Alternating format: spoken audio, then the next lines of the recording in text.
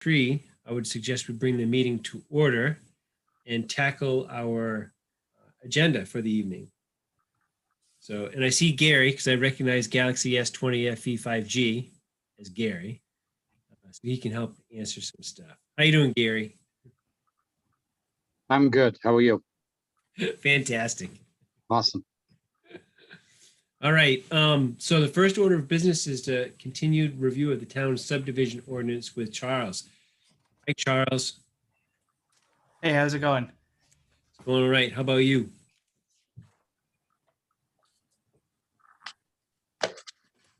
So if you want me to kind of pick up where we left off, Peter, I'm more than happy to just jump right in. Let's do that. Please jump right in. All right. So at the last meeting, from my notes, we kind of finished reviewing the bits and pieces, kind of going through it, making sure that we had all the potable water issues ironed out. And the homework I gave the committee was to think about the major minor designations. If we want them, if we want to keep them.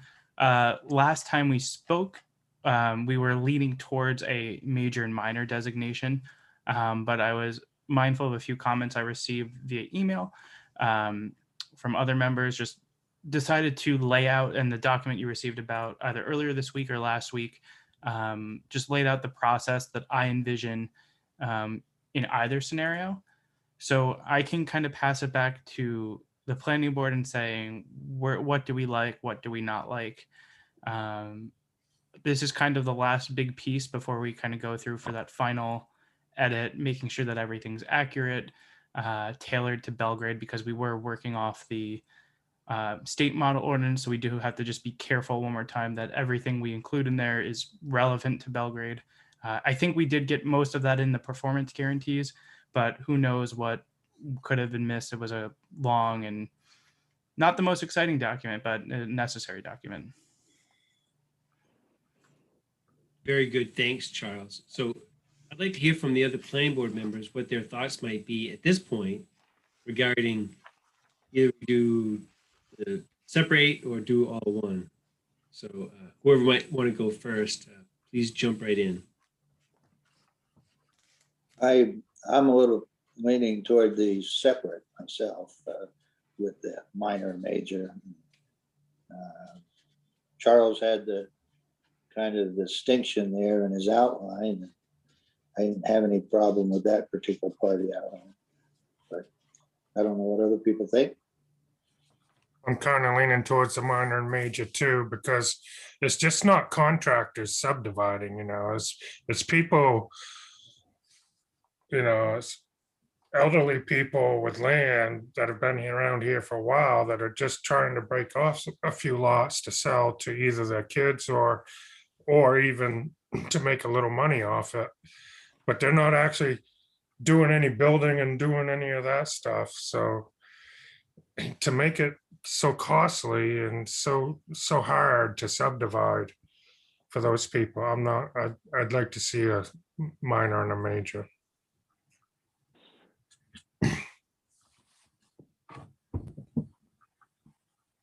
Go ahead, George. I'm in the same camp, actually, for many of the reasons that Craig just mentioned. When we get to that point, though, Charles, it would help me a little bit make sure I understand your proposal and in terms of, well, obviously the minor subdivision, how you were defining it is very similar to what I had suggested. I think it's. I think I took out most of what you suggested and just kind of edited it for accuracy.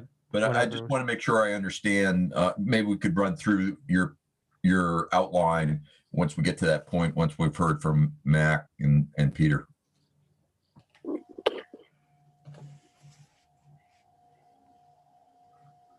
So, yeah, I guess my only issue is that when you subdivide land, it's not technically a subdivision unless you have 3 lots. So it's kind of meaningless to have a minor subdivision that's 3 lots, because it's not a subdivision unless it's 3 lots. So, I mean, you're getting above 3 lots. I don't know. I guess for that case where you're breaking off pieces, you know, for to sell for family or whatever, I think that's why the state defined a subdivision as 3 or more lots, because they want you to be able to sell 1 or 2 lots at a time as necessary. So I think it's actually taking care of, if that's all you're doing, then you don't even have to do anything for subdivision. You know, the whole point of the subdivision regulations is that you're actually creating something. So 3 or more lots, you're creating something, at which point that's when the regulations come into place. If you're not creating anything, in other words, if you're just breaking off 2 lots to sell to make some money or to give to kids or whatever, you're not creating anything. So regulations don't affect you. Well, you can't do 2 lots, can you? Because that's 3, and it's 3 or more, right? So, and then it's a long process. I don't think 3 is the correct number anyways for a minor subdivision. But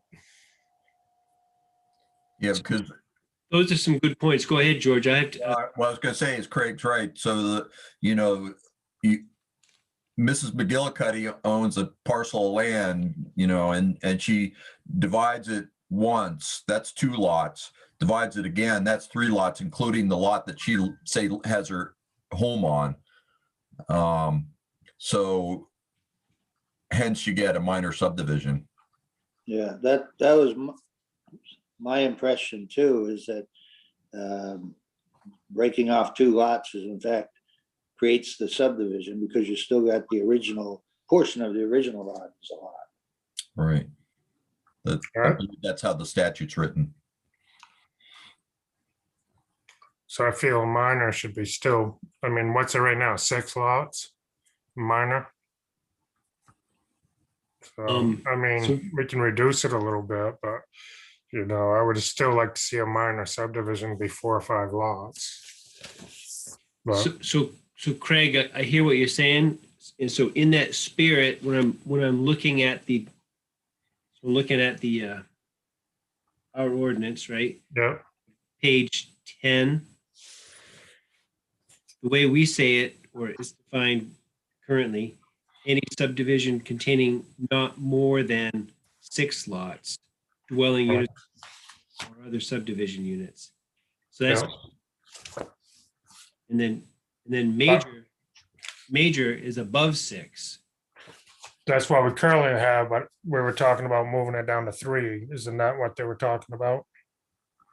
That's what Craig had. I mean, Charles, I think, had in his outline. Yeah, you're correct. Yeah, so just to clarify, so for minor subdivision, it's a residential subdivision only, so not industrial or commercial. No more than 3 lots or dwelling units. Total acreage is no larger than 160,000 square feet. Does not include any road construction. And those were, I think, working off of the committee's just general recommendation. I think George had the square feet and dwelling unit. This may be the tail wagging the dog a little bit, but for me, the number of lots and the size of the maximum size of a minor subdivision depends on what process we use or what the preliminary and final plan requirements are going to be. If we're going to require what we require now, which is pretty close to a major subdivision anyway, then I'm okay with 6 lots. But if we're going to only require a subset, which is, I thought, the direction we were heading in, but Charles's proposal is a little different. then, to ensure that we don't start bumping up against deer yards and wetlands and all these other things, we need to keep the number of lots and the acreage down. That's the trade-off, size and number of lots and simplicity of application versus larger number of lots and larger acreage, but we return to a more complex application process. So for me, if we're going to simplify the process dramatically, it's got to be a small number of lots, three lots, maybe 4. Yeah. So let's, oh, go ahead, Rich. Oh, I was gonna say, my thinking is I would certainly be willing to go to 4 lots.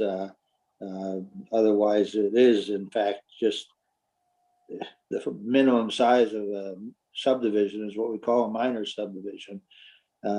Adding another lot and with appropriate numbers and stuff, I wouldn't be opposed to that. Yeah, So I I guess, would agree with Ford as well. so I think if we're saying, what is the purpose of a minor subdivision? If we're saying that the reason we want to create a minor subdivision is that we want to give an opportunity to people who are not in fact creating a subdivision, right? These are people who are not creating anything new. They're just cutting off a couple lots to sell, to make some money, or to give to kids or whatever, right? So if that's our purpose, if we're saying the whole point of a minor subdivision is that it's really not a subdivision, we want to create this sort of loophole of subdivision but not a subdivision, then I would say that you have to have the bare minimum. Once you get over 3 lots, you have to have statutory law kicks in. But then we don't need to have anything beyond that, bare minimum, because the whole point is they're not creating anything, so we shouldn't have any extraneous extra costs, right? And I would also say, I don't, if that's the case, I would say 2 lots. They can create 2 new lots, because then you can keep your lot and create 2 new lots. Beyond that, I don't like, if you're doing more than 2 lots, I guess I'd be hard pressed to hear the case where you're not actually creating something new. Like 2 lots, you could do a duplex. You could create 2 new lots to sell off. That's a lot of money if you need it in 1 year, if you're looking for money. Beyond that, I would argue what you are in fact creating something new, and I don't think we should have a little loophole. Go ahead, Rich. Just a comment to Mac. I want to make sure we're on the same page here as what a subdivision is by law. That creating the 2 off of the initial lot, just creating those 2 makes a subdivision. If you only cut off 1 lot off of it, then you don't have a subdivision. And it sounded like Mac was saying if you cut 2 lots off, you still don't have a subdivision. No. So what I'm saying is, I think 3 lots, right? So if you meet the in this case, you meet the definition of a subdivision, that's a minor subdivision. So 3 lots, period. In other words, you get to create 2 new lots. Mhm. I don't think you should be able to create more than 2 new lots and get in this loophole. Because you don't need to, I don't think, right? Mm. If you're doing more, What do you mean by you don't need to? I mean, why are we creating this loophole? We're creating it for those people that need a little bit of money, or that want to give a little bit to kids or whatever, like, or friends. I don't see the case where you need to do more than 2 in 1 year. So I just wanted to jump in real quick and kind of address the concerns. Again, this is the planning board's decision, but just looking at the model state ordinance, I talked with Joel from KVCOG, and I looked into the kind of the reasonings reading through the model state ordinance and why they don't have the minor and major designation. And I think the big concerns coming from the planning board seems to be kind of an unnecessary burden for all these regulatory processes for a small subdivision, regardless of size. So just any minor subdivision, if it's one person splitting their house from 2 lots. The reason why I'm still in favor of no designation is because you can during the process, you can waive the requirements. So if you look at the sheet I provided you, there are some highlights to the mandatory submissions, and those aren't included in the minor. So my suggestion would be that we can move some of these to the required and the preliminary, and saying in the site inspection for the preliminary application, if it is a small subdivision, then you definitely don't need national historic preservation, soil and erosion, a hydrogeologic test, because it is really unnecessary if it is a small subdivision. So just kind of, my fear with the minor and major is kind of, it goes down that path where we'll subdivide 2 lots, 3 lots this year under the minor, and then next year we'll do the same thing. Rather, the subdivision without it kind of approaches it from a different perspective, saying that each subdivision is reviewed by the planning board. Each one is different. So there could be, say right now you have 2 minor subdivisions. They could be very different, but they're forced to be under the same regulatory structure. They have 2 completely different proposals. It's really hard to say if they're both minor, you're constrained. But if you don't have the designation, you can look at one of these proposals that comes to you and saying, what do we need to know from this? If it is, like, kind of to address Craig's point, if it is somebody just giving a piece of their land to a family member, then the planning board can just look at it from that perspective. So I'm not really worried about it. It's just more of I don't think that some of the concerns I'm hearing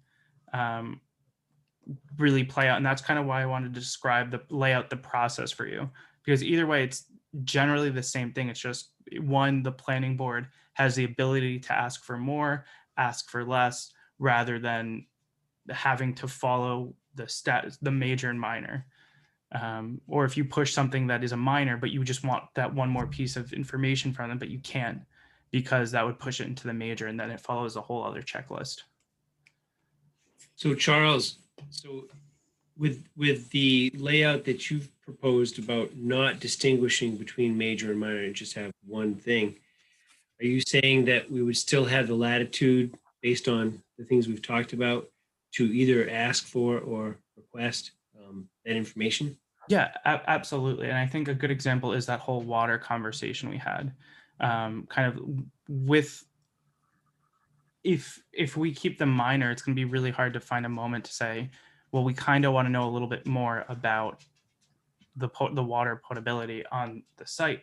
But if it's just a minor, you could be pigeonholed into that. Obviously, we can build it in and make sure that if we do have the minor designation, then we can kind of try to find. But I feel like a minor can just lead down the road, can just lead to some tricky situations where you want more information, but you can't. So in that way, I'm just worried that it could be limiting instead of just having all the tools in front of the plan where and say, we want this, this, and this.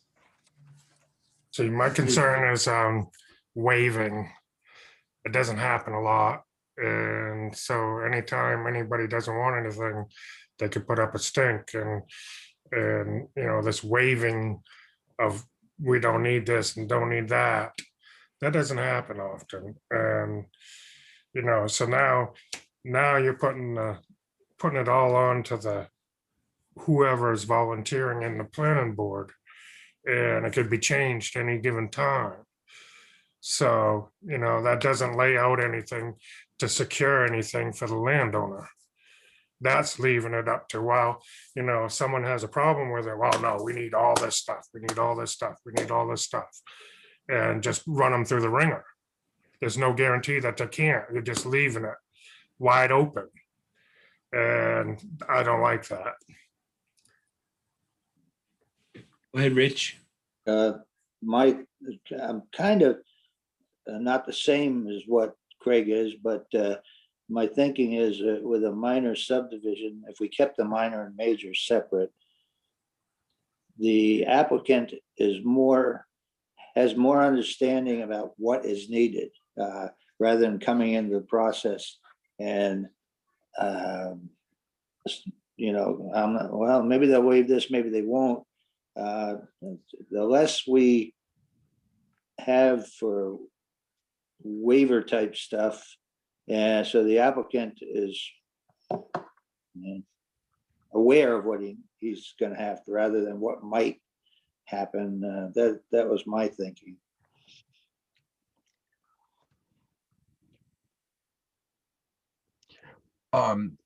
Actually, Charles, I agree with Rich, and we had a pretty good example of this last fall with a minor subdivision under the current way it's constructed in our subdivision ordinance. As it turns out, I'm not sure, it's sort of in limbo, but it was a 3-lot subdivision, and the first time we met with the applicant, he'd already gone ahead and was trying to meet all these requirements.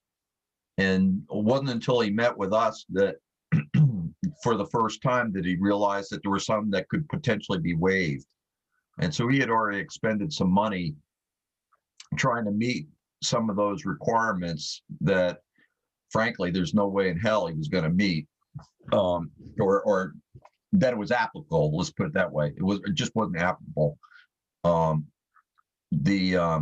So I think, you know, in terms of being upfront with applicants on what our expectations are, having something more definitive rather than leaving it to the whims of the planning board. And frankly, you know, that changes with which of us are present. It could change when the planning board membership changes. So you're introducing a certain amount of inconsistency in the decision making, which is not a good thing in its own right.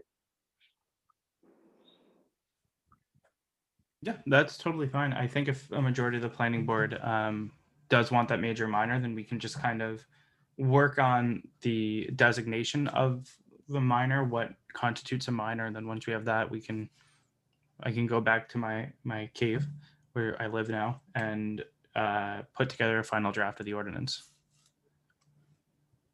So I guess I would say, first of all, Charles, I really appreciate you coming up with 2 paths. So having parallel paths to approach on this. But from what I'm hearing from the planning board, I would say, I think there's general agreement here that looking at retaining the distinction between major and minor is the path forward. So I would recommend that. And then let's work on whatever minor means. Yeah. So if we're okay with moving on to kind of that designation, again, it's residential subdivisions only, no more than 3 lots or dwelling units. I think that's one subject we want to address. The amount, total acreage no larger than 160,000 square feet, and does not include any road construction. One of the only other, I saw, I forget where I was seeing it. I don't know if it was in Maine or in a different town that I was looking at, that they had a time period on there saying that if you are a minor subdivision, these lots won't be divided. That's more restrictive, but it kind of goes to my point that I was saying, if someone comes every year and they just want to break off a piece of their property and they keep going back to it, I don't know if that's something we're interested in addressing. That's just a suggestion that I saw somewhere along the way. So I just wanted to, and George, you may remember this from a long time ago, but it seemed like the intent of the subdivision ordinance that we have had in place was to sort of prevent the chipping away of lots without having some sort of governance on, or I don't want to say control, but some idea of what's happening with lots. So I just wanted to say that historically, I think that has been a concern somewhere along the way. Although I do want to be sensitive to what Craig has brought up, and I agree with that if there are some landowners that every so often, I don't know what frequency that would be, they want to maybe carve off a parcel or two for family, and maybe after 5 years, maybe they have to sell off another one just for financial gain. I don't know. I would just note that, I mean, the statute kind of, obviously, this is an issue that others have had, not just us, about, attempts to circumvent the intent of a subdivision ordinance by, well, the process that Charles described. Hence why you can't create lots. The 3 lots, if you create more than 3 lots in a 5-year period of time, the 5-year period of time, you could still, if you're patient enough, you can every 5 years circumvent the ordinance. But what Charles brings up is different. And I hadn't thought of the, but I don't have a good, I'd like to hear more from Charles about what you described, you saw elsewhere. Yeah, I can. So it's just one of those things where if you do have a major minor designation, it's kind of going off the intent. Is you want to have it for families who want to break it off, kind of thinking about why we want a minor subdivision to lower the financial burden. But if it is a developer buys a piece of land, and instead of going through the burden of maybe for some reason, if they break off 2 or 3 lots every year through the minor designation, it's going to be less expensive, and they might just be able to go through. It's one of those things where you're trying to think about the intent of the minor designation and the best way to preserve it. So kind of what Craig and Rich were saying, we know what our intent is, and how do we make sure that we secure that? Because everything else, any other major residential development, that's kind of where it is, because it's only residential. Any like major residential development, we can think about the whole picture rather than just one. If they keep adding and adding another lot here, they move further back. So obviously that's prevented if there is ever road construction. I think that might be the one that kind of prevents really large ones, but that's what I'm thinking right now. Right. So, for example, would it be something along the lines of you can only create a minor subdivision once every 5 years or something like that? I think that might be a little too much, and that might be kind of that might be a little bit. I was thinking like every 2 years, maybe even based on a time frame. Yeah, just from the application, so you're not just like once this one's done, you're going to the next one. But I think there could be situations where that minor can be used to kind of advance a commercial, because I don't think we're looking. It's hard to say when we say residential only, but residential properties are still a commercial entity at the end of the day, so there can be some leeway there. So I'm just trying to provide the time period if we want to put that on, just kind of as a safeguard of the intent, but it's not something I'm going to die on a hill on. Yeah, I have a bit of an issue with the square footage, because 160,000 square feet, I mean, that's 4 acres, roughly. What if they want to break off 2 5-acre lots? What if they want to break off 2 10-acre lots? I mean, there's a lot of land around here. Good point. George first, then Mac. So, Craig, I had suggested that to Charles, and my rationale was, again, it was sort of along the lines of what I was describing before. If we're going to have a minimalist amount of requirements, the bare bones requirements for these minor subdivisions, then to ensure we don't, I mean, we're compromising and not going to be requiring things like going to inland fish and wildlife or a phosphorus control plan or et cetera, on the assumption that by having a real small subdivision, you're less likely to create problems in those areas. But as soon as you start increasing the acreage, then you start bumping up against things like you got wetlands on the subdivision, you maybe have a deer yard, et cetera.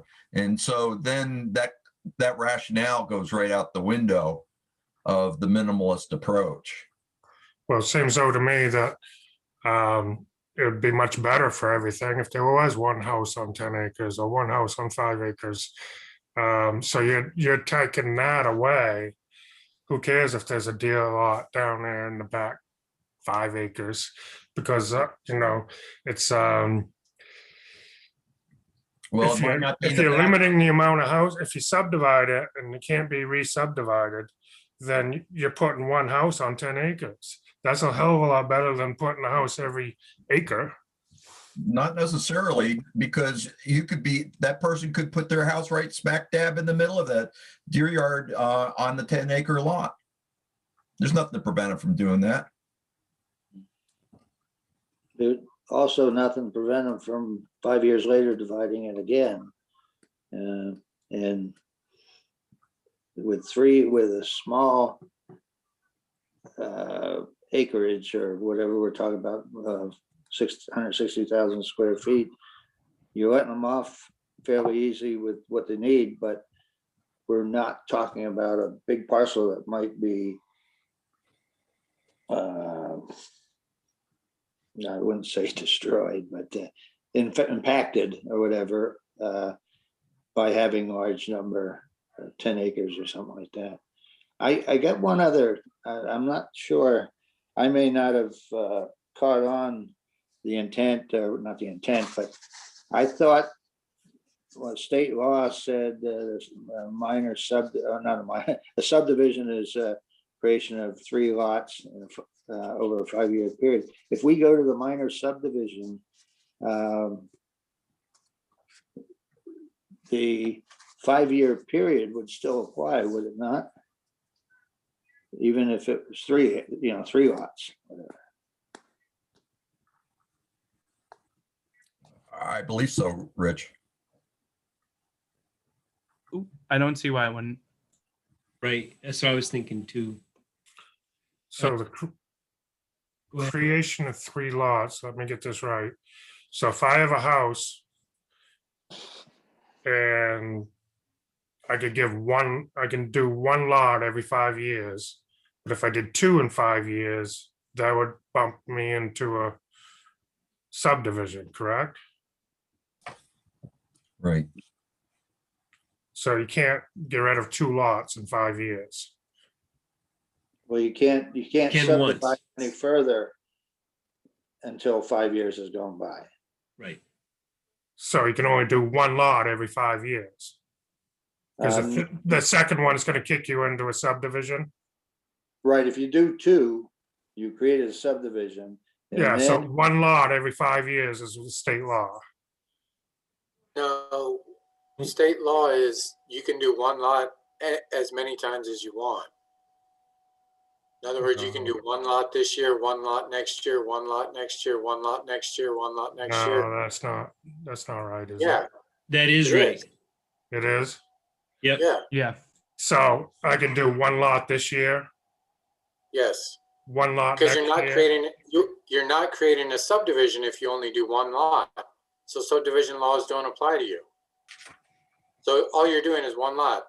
You have So nothing to do with what's- subdivision. So, all right, I'm confused as hell now. So what's the 2 lots every 5 years or 3 lots in So 5 years? so what happens is if you create 2 lots, then that is a subdivision because you're retaining your lot, right? So you have Right. 3 lots. So once you create 2 new lots, then you are in fact creating something new.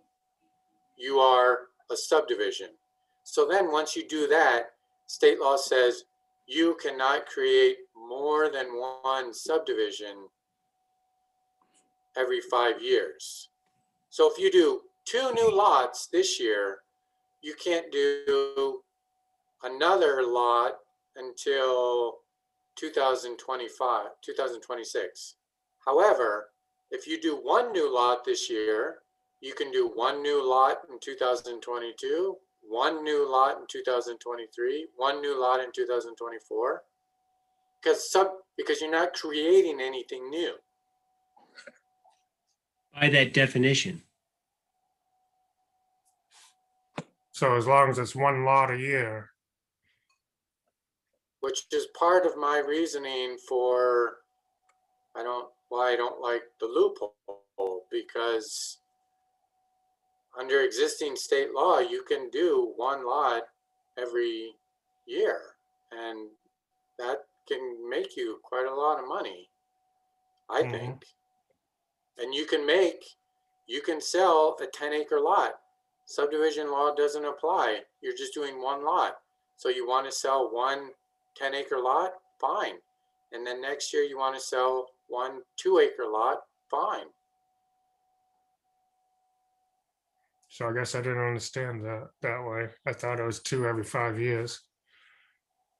Yeah, and that's kind of, not to beat a dead horse, but I think a lot of the things we were talking about, the what ifs with the minor, is something that if we didn't have the designation, could be discussed in a preliminary, in the site plan application meeting, or what am I looking for? The sketch plan meeting and on-site inspection, where the planning board can look at it. And I the one thing I was really responsive to is that you're not getting the consistency between board members. I definitely understand that, but trying to figure out a way to make this process fair, but also just consistent in statute. So is our town statute along with the state statute as far as one lot every year? I think this document will be using the subdivision definition from the state. I haven't actually put the definition section together, but more than likely I'll be referencing 30A, 6A, 187.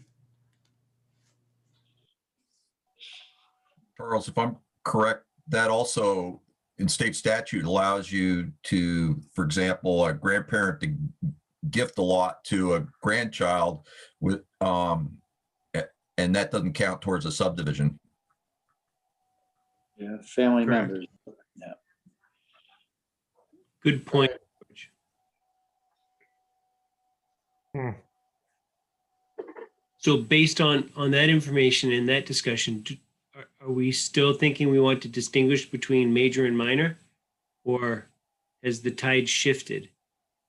We want to go to not distinguishing between major and minor.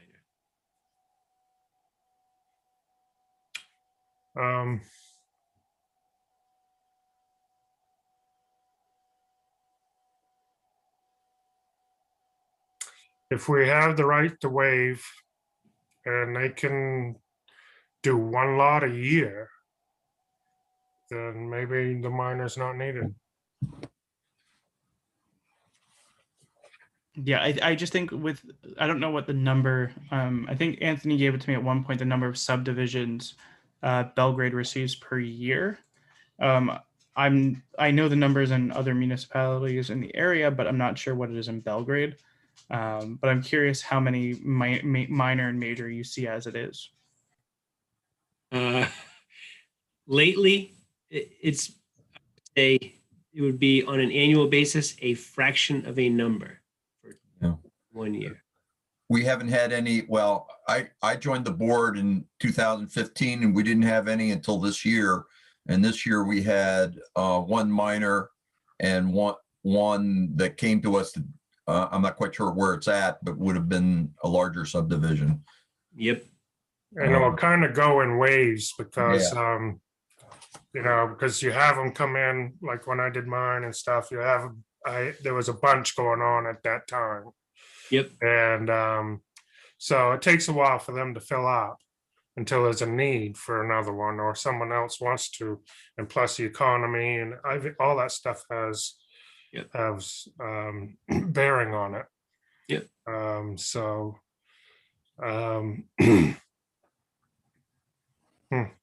So Charles, in the late 1980s, Belgrade's planning board was just swamped with subdivisions. I mean, one was coming in once a month, and the town enacted a moratorium, and the ordinance that we have currently was written back in 88, I guess it was, and that put such a glut of lots on the market that there wasn't demand for more subdivisions for a number, maybe a decade or something like that. I'm not quite sure, but some of those lots continue to be undeveloped. Yeah, I just think that if sorry, Rich, did you want to speak? Oh, well, I was just gonna, you go with yours and then I'll. Yeah, I just think that and this could just be my viewing on it, is that I think if I'm looking at this trying to give the planning board not more responsibility, just the ability to be more flexible, to kind of look at each subdivision application saying, if this is, for better or for worse, a minor subdivision or something that doesn't really require much, then the planning board can kind of work with that. But I think knowing that the state defines subdivision as 3 or more, then a lot of the concerns we were having, whether it's just biting off a piece of your land, I think I'm just looking at the state statute, it's under a certain percentage based on real estate value, is my quick understanding, is just making sure that we do have that flexibility. And if the board would prefer to have the separation or the designation, then it just can be limiting down the line. Thank you, Charles. Rich? Oh, I was just, Craig was surprised about the one lot every year and all that. It actually was somewhat of a surprise to me. I thought it was 3 or more lots in any 5-year period, so that if you created one this year, you don't have one. But if you do it the second year, you had one, because you didn't wait 5 years to get the third lot. I guess that I misunderstood the law myself. And I was on the same, I thought the same way. Well, and I'm in the same boat. I think what's happened at the legislature is that there've been all these exemptions added over the years that's really loosened it up and provided landowners with quite a bit more flexibility than I appreciated. Hence my support for a minor subdivision. I was still thinking like Rich and Craig of, a 5-year window in which to create 3 lots. George, if I may, I would have to agree with you. I don't agree with Mac's interpretation myself. So do we need to get verification on that? Because that could be fundamental in deciding whether or not we need this. The state law is quite clear. It says the creation of 3 lots in any 5-year period. Now that to me doesn't mean you can sell a lot every year. No, it's from, I think it is, so if you start, say you subdivide one, January 1st, 2020, that's this, you can only do 2 more until January 1st, 2025. That's how I would see it playing out. Then that doesn't mean you can do a lot every year. No. So if you did one 2020, if you did 2 in 2020, I think, and you did 1 in 2024 or 2025, then you would have to wait 1 more year, then you could do 2 more. I think that's how I'm reading the state law. Yeah, I believe you're right. But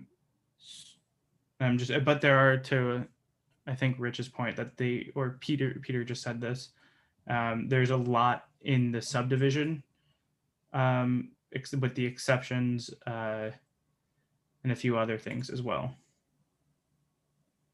I'm just trying to figure out how, the one thing my mind is blanking on right now is how what's the administrative duty of the town or the planning board or whoever to kind of deal with the subdivisions that don't have to go through this process. And that's kind of where either way we go with a designation or not, I'm kind of curious how that plays into it and if that needs to be written into the ordinance. I'm just double thinking, and maybe it's in the model ordinance description somewhere.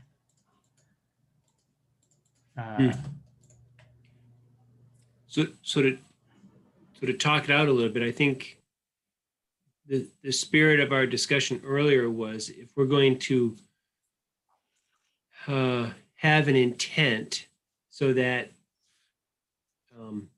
if a person wanted to have carve off a lot or two, that we would not be requiring as much from them in those cases.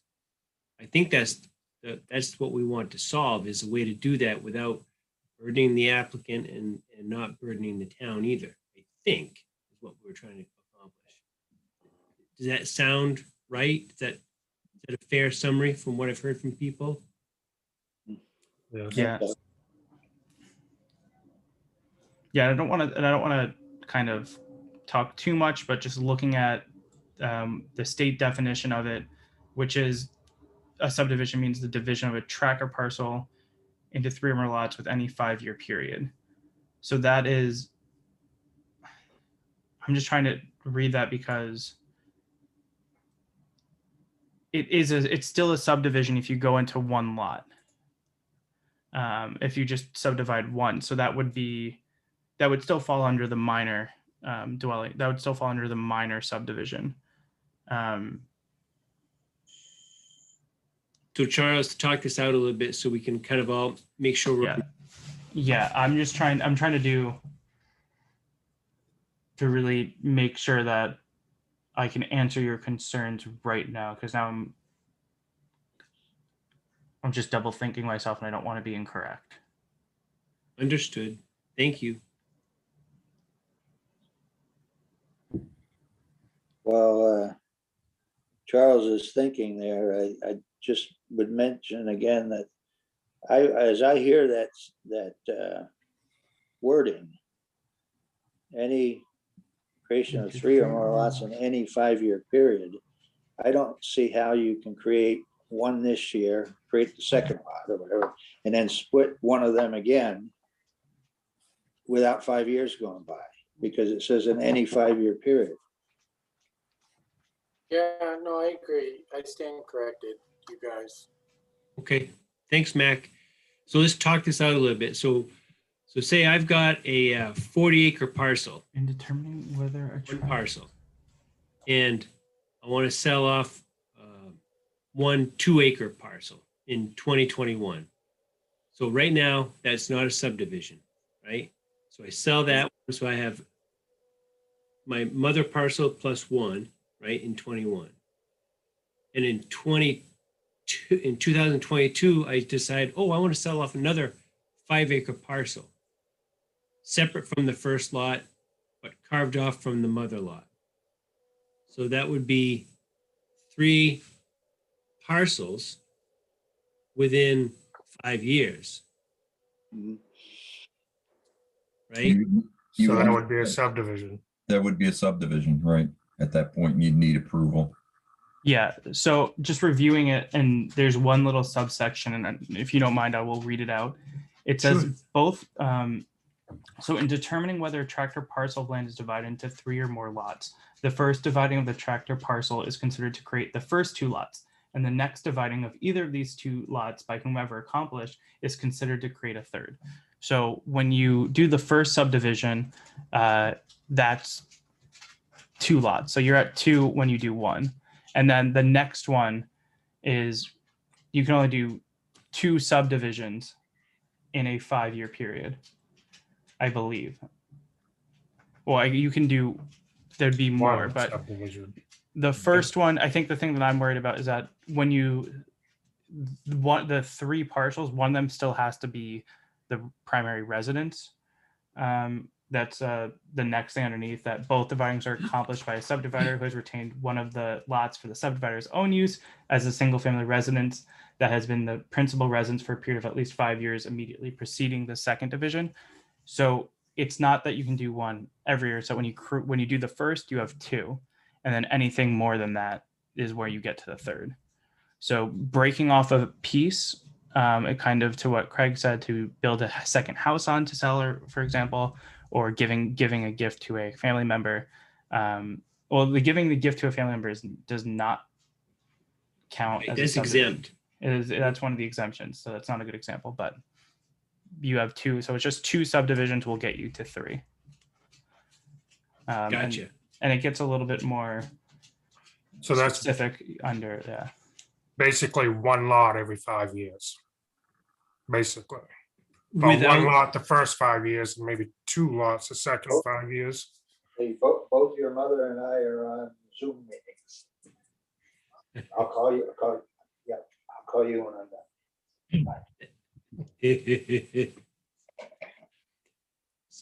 So Craig, anything more than one within 5 years would trigger, it sounds like, what subdivision would be. Yeah, Right? but the So- second 5 years, could you do two? It depends if the subdivider has lived there depends on the use of the property. So if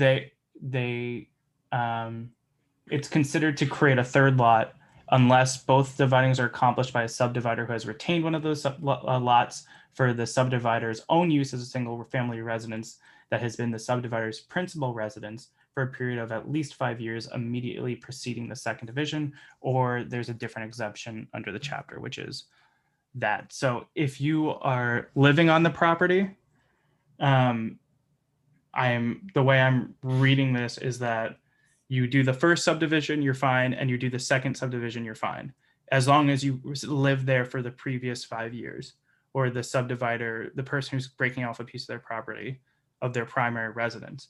Other than that, then that's when it becomes a different subdivision. So I think it is related to, if it's a single family owner and they have residents, they can essentially do what they want. They can do the 2 in the 5 year period, but anything else goes to the subdivision. Okay, so somebody has raw land. All right, say there's a house with a large tract. The person dies, they sell the house with a 4-acre lot. So now you have a large tract of land. So that's only one subdivision every 5 years. I mean, I feel like that's one of the specific,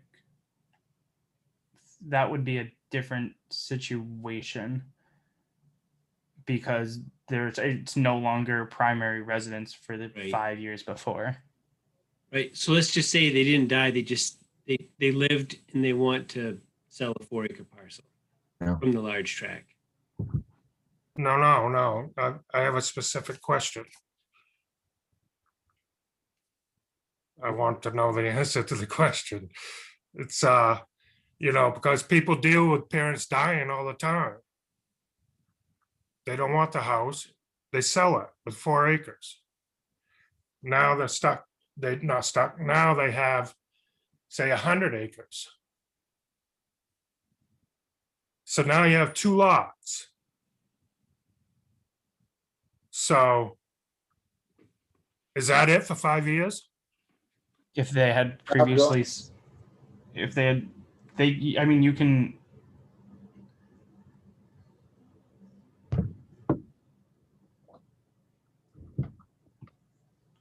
I believe so. I think if the previous people have already done the subdivisions and they have hit that point of saying they can't subdivide any further, then they wouldn't be able to subdivide.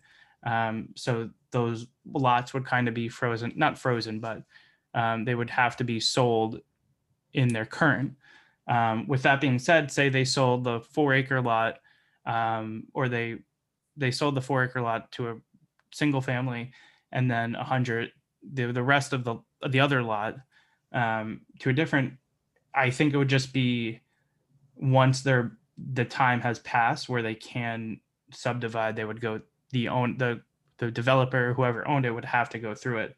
And if they didn't have the 5 years of residency there, the principal residence for a period of at least 5 years immediately preceding the second division. So it looks like you would be able to do that once the time period has elapsed.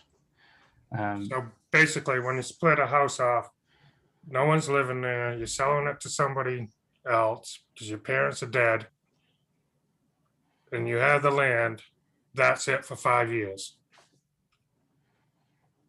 Unless you go through the subdivision ordinance. Correct, and that's why we need a minor. Oh, that's why we need a minor. Okay. That's the point. I think I see what you're saying, Craig. Okay. So so those are some situations that we may face certainly in Belgrade. And it sounds like based on that, do we still want to have a way to distinguish between the major and minor and go along that way? Is that right? I'm still with that, yes. Okay. Yeah. And George, are we still with that? It depends. It depends on the acreage involved.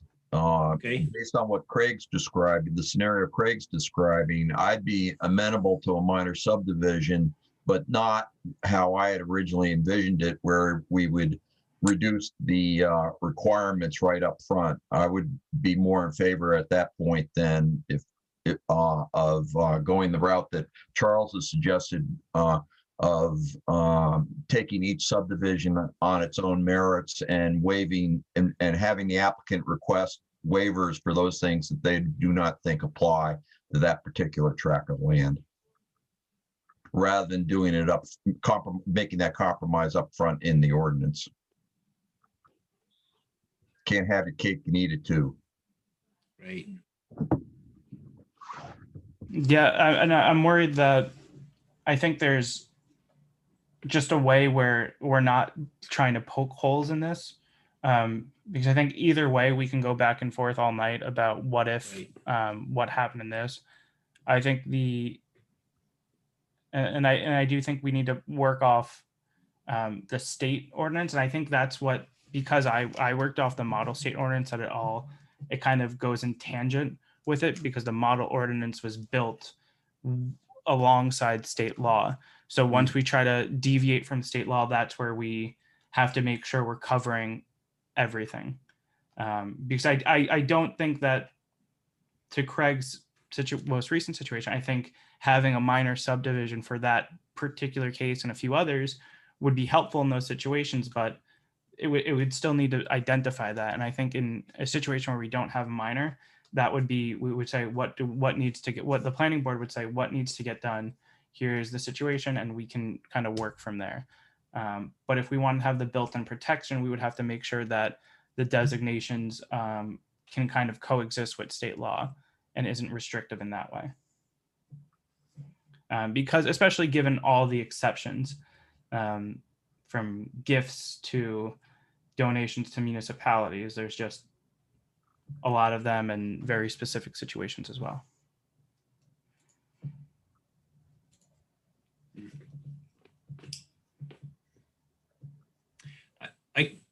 Speaking for myself, I like the idea of not distinguishing between the two, and knowing that state law has lots of exemptions, and knowing that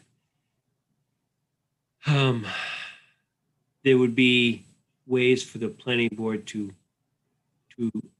probably tackle those certain situations that would occur at times, like what you just discussed, Craig. So that's my personal feeling. But I do understand what has been said too about letting people know up front what's expected in any of those cases. But Yeah. I would be leaning towards the one way, no distinction myself. Yeah, and I'll definitely double check with I guess the Municipal Planning Land Assistance Office, to see MPAP, to see what their thoughts on would be of a minor and major, and perhaps any reasoning to and the additional reason that isn't included, why it isn't included, or the switch to it as well.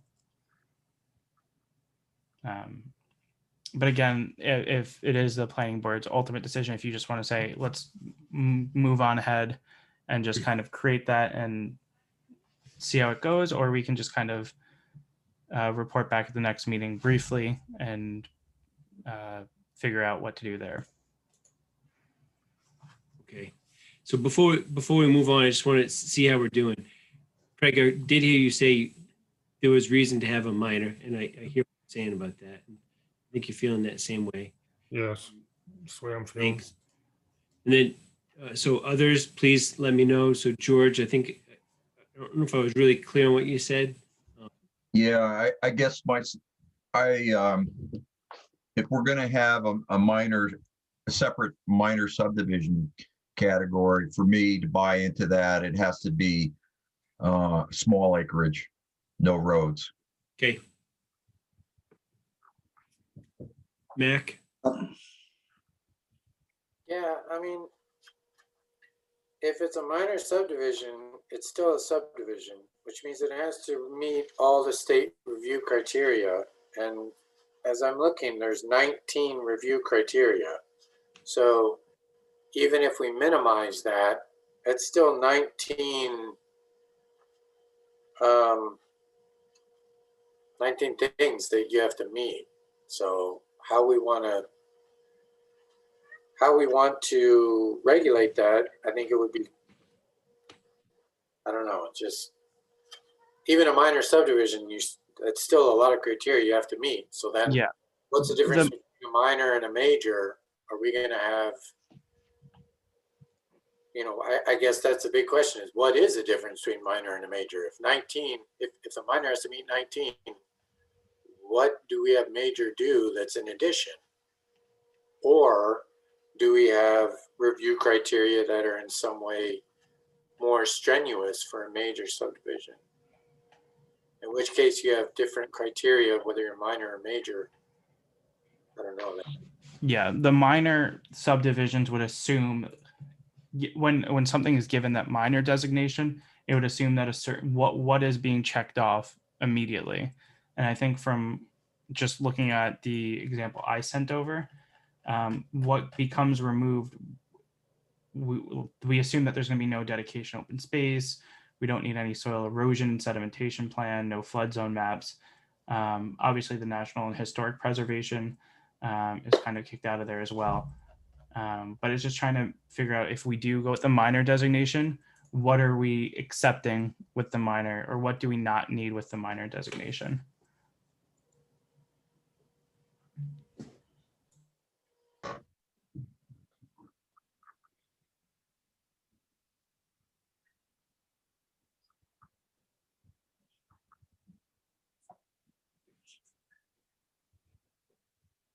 The way Charles described it is how I visualized it in my own head, in terms of if you had a minor subdivision category of small size, small lots limited to residential, how you would be able to justify meeting the review criteria in the statute by virtue of basically a rebuttable assumption that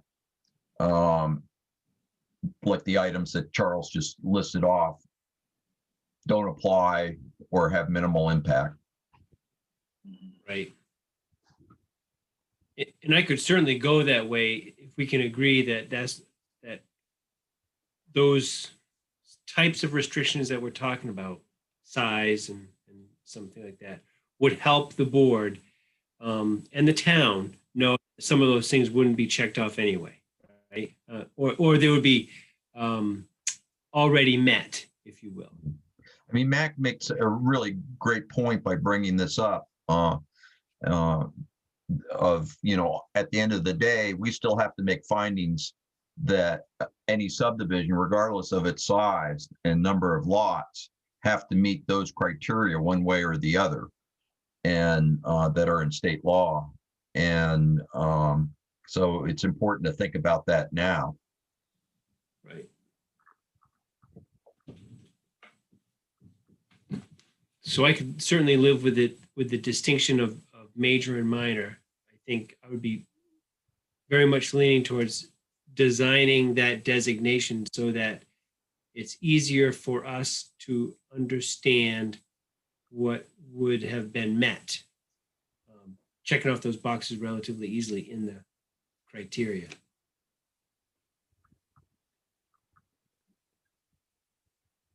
So if everybody can live with a Yes, major, I agree. thank you, Charles. I'm sorry, you and I started to talk at the same time. Yeah, my earbud just fell out, so I was just coming back into it. So if we all agree that we can live with that, then are we in agreement that major and minor is still the way to go in terms of a subdivision, yet would be categorizing minor in such a way that it would be accomplishable?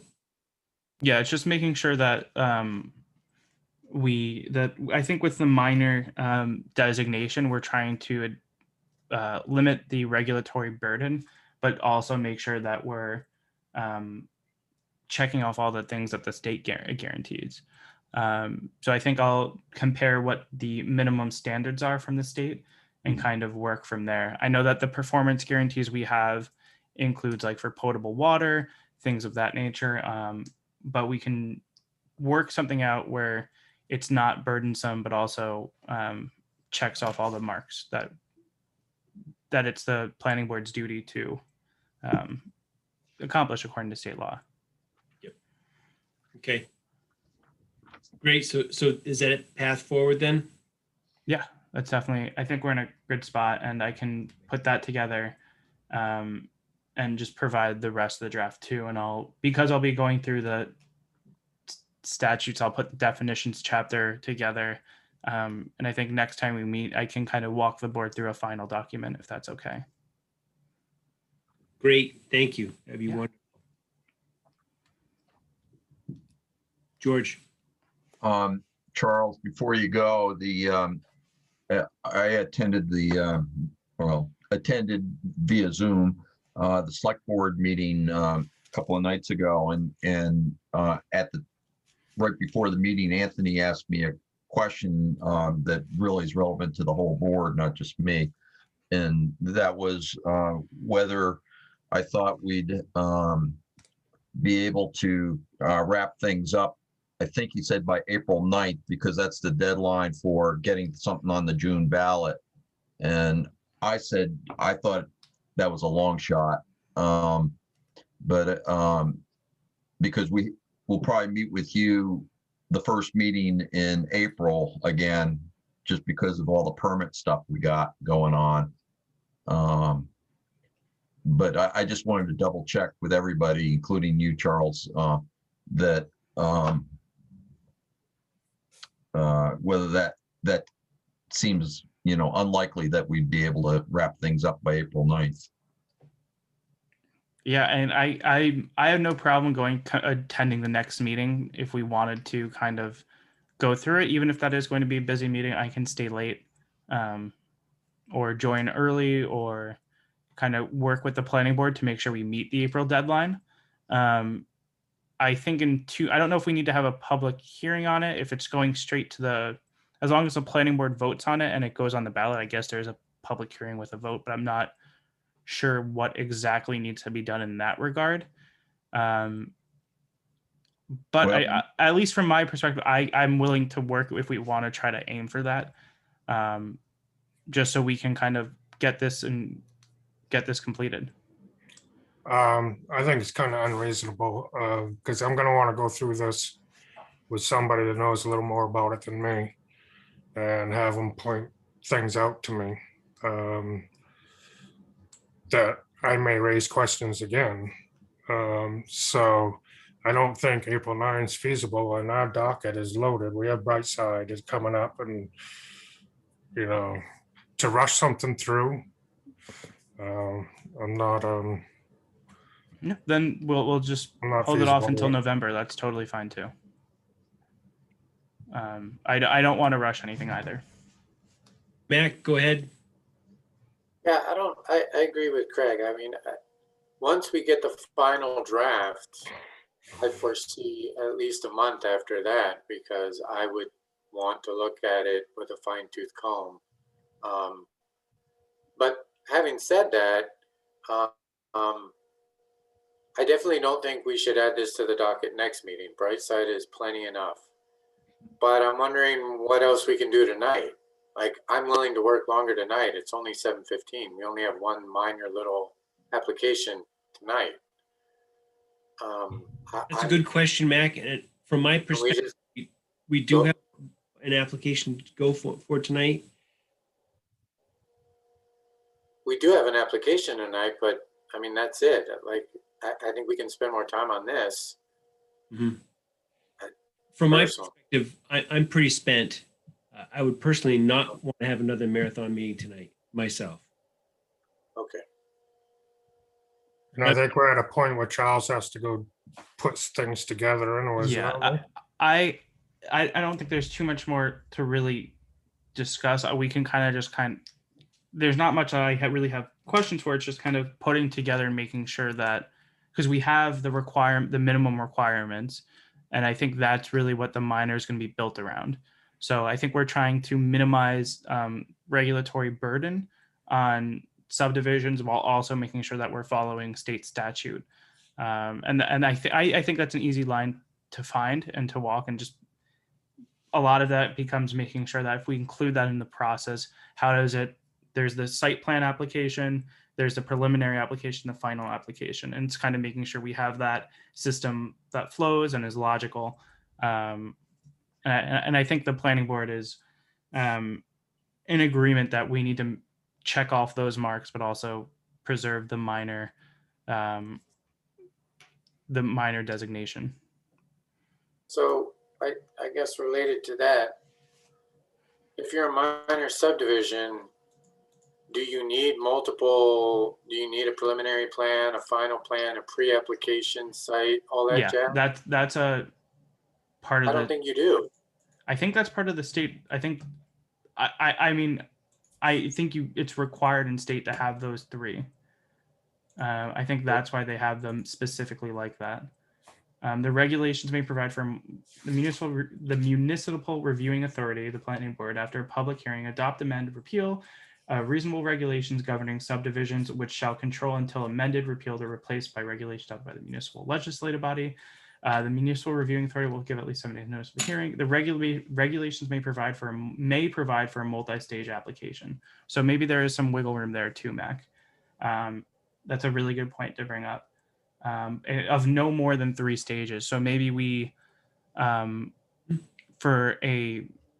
this could just be a change to the whole document, but I don't know, for major, we can keep the 3, the pre-application sketch plan. I don't think anyone wants to get rid of that. But for minor, it can just be a pre-application sketch plan and a final plan. But that's just a suggestion. We do have room there, but it's no more than 3 stages. I would say a minor doesn't even need that. If a minor is really just a minor, you can just have one. I mean, I don't know. Sorry, Yep. George. Go ahead, George.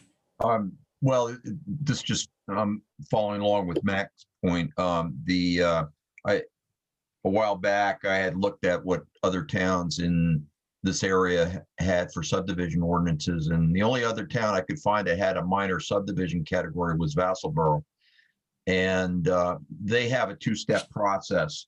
They have the sketch plan, site visit, and then they jump right to a final approval for their version of a minor subdivision. So I don't know, Charles, maybe you could look into that more and make sure there's nothing in statute that would dictate otherwise, or, Yeah, I'm kind of, I think that's one of those things where I think if from the beginning of this process, if I was involved, I would have worked from state statute down instead of just going straight from the model ordinance, because I'm curious what the original conversations were around major and minor, but I think knowing that we can have kind of some flexibility in that structure, I can look into that and see if we can figure something out that makes minor subdivisions much more not easier to get through, because that's not what we're looking for, just an easier process to get a minor subdivision through and making sure that a major subdivision does follow those plans. So Right. Yeah, and that's what Basselboro for their major subdivision still has a 3-step process. yeah, I'll definitely look at theirs for some things. Yeah. Go ahead, Mac. But Peter, I know you said you didn't want the marathon meeting tonight, so I just a quick question. For details, do we want to discuss tonight or wait for him to come back? Like, I wanted to know, are we going to still look at 3 lots or 2 lots or 4 lots? Is it going to be not create a road? Is there going to be a size requirement? What's the criteria for a minor subdivision? Are we Yeah, discussing it tonight or no? I would like to if we could spend a little bit more time to lock that in, that'd be really helpful. So that next meeting, we're not debating kind of the specifics of that. So I'm game if you all are to try to nail down some of those details. So let's hear what's going on with it. Rich. I just, it's kind of partly going back to what I think George had said. Yeah, and he didn't throw out a number, but I'm thinking that we could have a minor be 4 lots, but I do agree that there has to be an acreage or whatever limitation to fall under minor. It's not somebody creating 3 lots of 40 acres or whatever.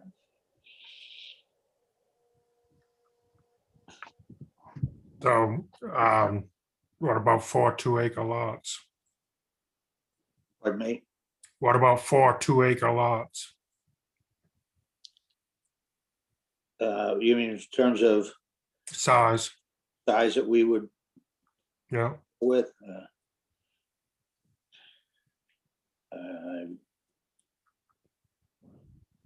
It's borderline, but I'm not sure I'd argue terribly against it. But And what I guess here's another wrinkle. What about that scenario?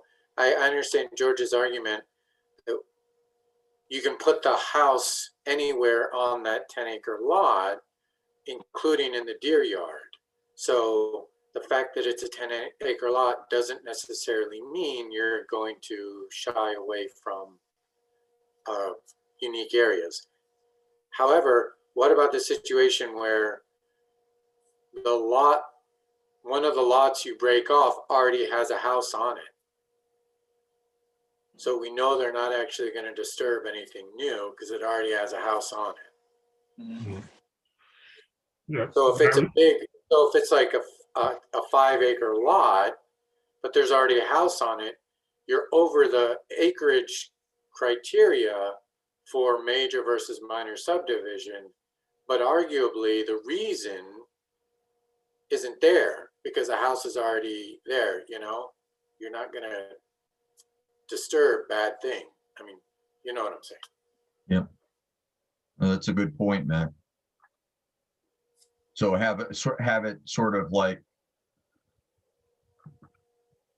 a size, an acreage limit on the newly created lots, but the mother lot if it has a home on it. I mean, when I think of a minor subdivision, I'm thinking not of speculators, but of, Mrs. McGillicuddy splitting off 2 lots from her farm. And she's living in the farmhouse. And so, maybe there's no limit on the size of the mother lot as Peter so aptly called it. And just on the 2 lots that are being created. I think that's what you're suggesting. If I got it right. Well, yes and no. But what if in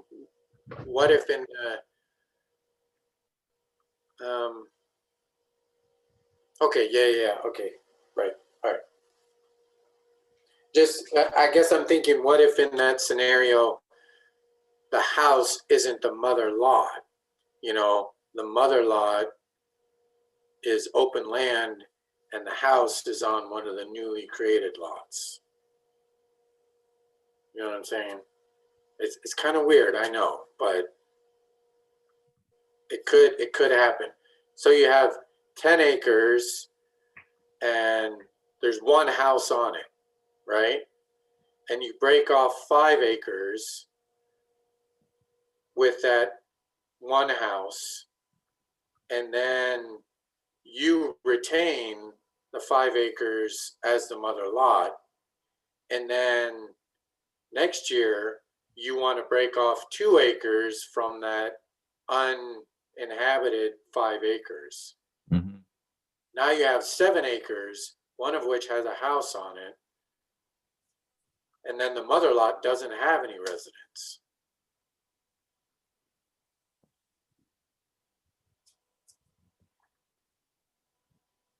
Yeah, I don't know how to do that.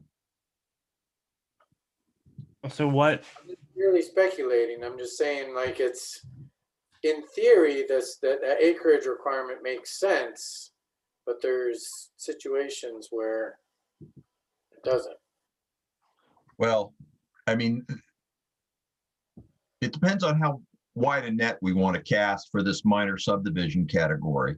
If we want to cast a wider net, then I would suggest we go with Charles' original proposal that it all be done by waivers. If we want if we can agree on a narrow net, then I would suggest we scale back what's required up front in the way of requirements. yeah, I think instead of saying what for like what else can we require is better than what we shouldn't, like we can't, I think there's a way to write it that instead of waiving certain things, you can always ask for more. But I don't know if you want to, in that situation, George, you want to get rid of the designation altogether. The minor designation, you mean? Yes. No, not necessarily. I was just, for me, it's linked to the application process.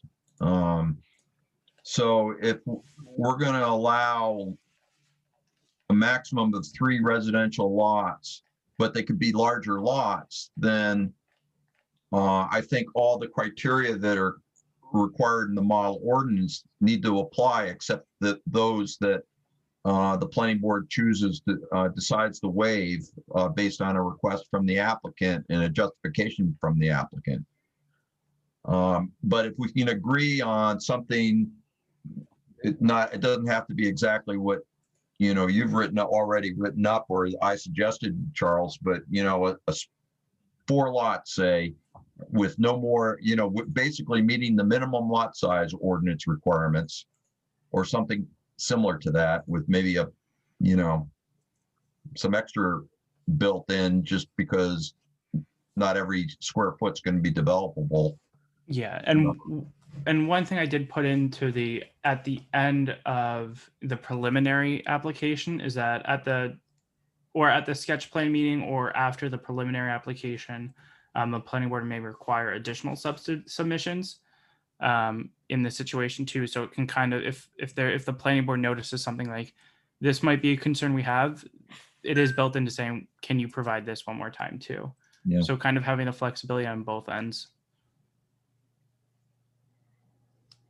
I was just trying to address the scenarios that Mac and Craig were presenting. Yeah. So what I'm looking at for the minor designation, obviously, I think the board agrees that it has to be residential. That seems to be what people are okay with. George, I don't think anyone opposed the roads idea. Right. I think that's something people are in agreement of.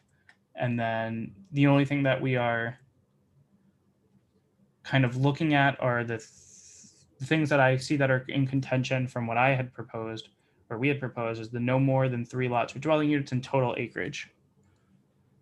And I'm not sure if, I'm curious if total acreage means of the other lots. So that's something I would want to look at. I think we need to be clear with that. Are we saying no more than 3 new lots, right? 3 lots total. And Right. I still think that a 2-acre lot's a lot better off than a 1-acre lot. But So but I'm saying, if we're saying 3 lots, then what you're saying is a minor subdivision is a subdivision that creates 2 new lots. Is that right? That was my suggestion, yes. So you have a total of 3 lots. I would like to see that up to 4, but I'd be willing to go with 4. So you can create 3 new lots. 3 new lots plus the original. Yeah, the mother lot plus 3 new lots. When you were talking, go ahead, whoever it was. no, I was just gonna say, I'm fine with that. Go ahead, Rich. I was thinking that Mac had the issue of the existing house and, you got this large parcel. Perhaps our definition could be something of, creation of 3 or more lots, which the 3 lots being created, the new lots or whatever, have no more than this amount of acreage combined in the 3 new lots. So, if you got a house with 100 acres and they want to create 3 lots, that those lots to fall under minor definition have to be under a certain size. I don't know. That's what I was trying to say earlier, Rich, but you said it better. Craig, I'd be interested in hearing your thoughts on the 2 acres. Is that because that's what people tend to want to buy? Or did you Well, have that, and I mean, 1 acre is only 200 by 200, basically, a little change. I mean, it's pretty small. You plop a house inside of that, a septic system and a lawn. I mean, 2 acres is, I mean, a lot of these towns around here, isn't there towns around here that required, isn't Rome a 2-acre minimum lot size? I don't know. On new creations, not exist. I thought some of these towns were moving towards a larger minimum lot size. To We like could a do 2 something. acre. We can do something kind of along the lines of no more than twice the size of the minimum lot size. That might be way too much, but that's just kind of a Well, suggestion. that's 2 acres, basically. Yeah, I'm curious. Like I'm just thinking of the other scenarios in my head, but that's something to consider. Something that's slightly larger than the minimum lot size. I'm curious how everyone else feels about that.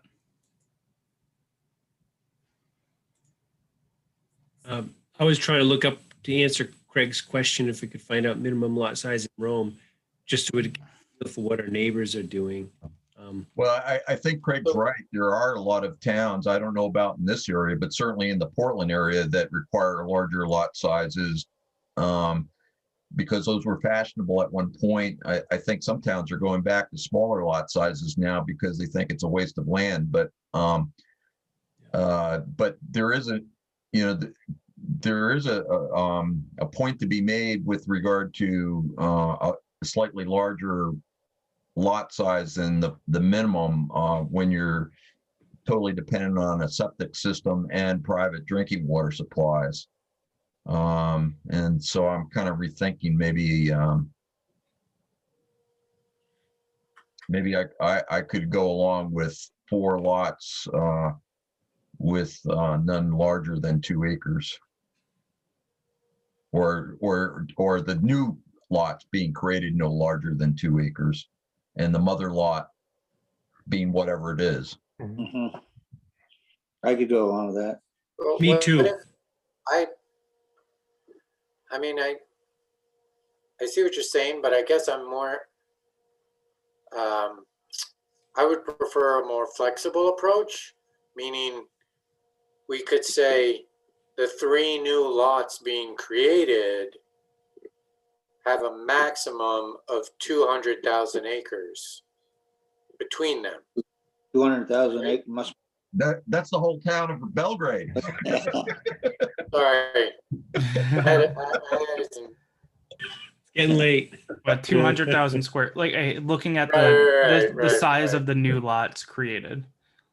Right. And so my thinking is, depending on the topography of the land you're dealing with, one of the lots that you want to create can be 1 acre, whereas another lot you want to be 3.5 acres. I can live with Because that. that's just the topography. But if you give them a little flexibility, then they can work around, and we as a planning board can actually encourage them to work around the natural features so Right. that Yep. they put the houses where they should go. Yeah, that Mac, makes sense. that makes sense and a very creative solution. Thank you for that offer. I appreciate that. I could live with that outcome. I'm good with that too.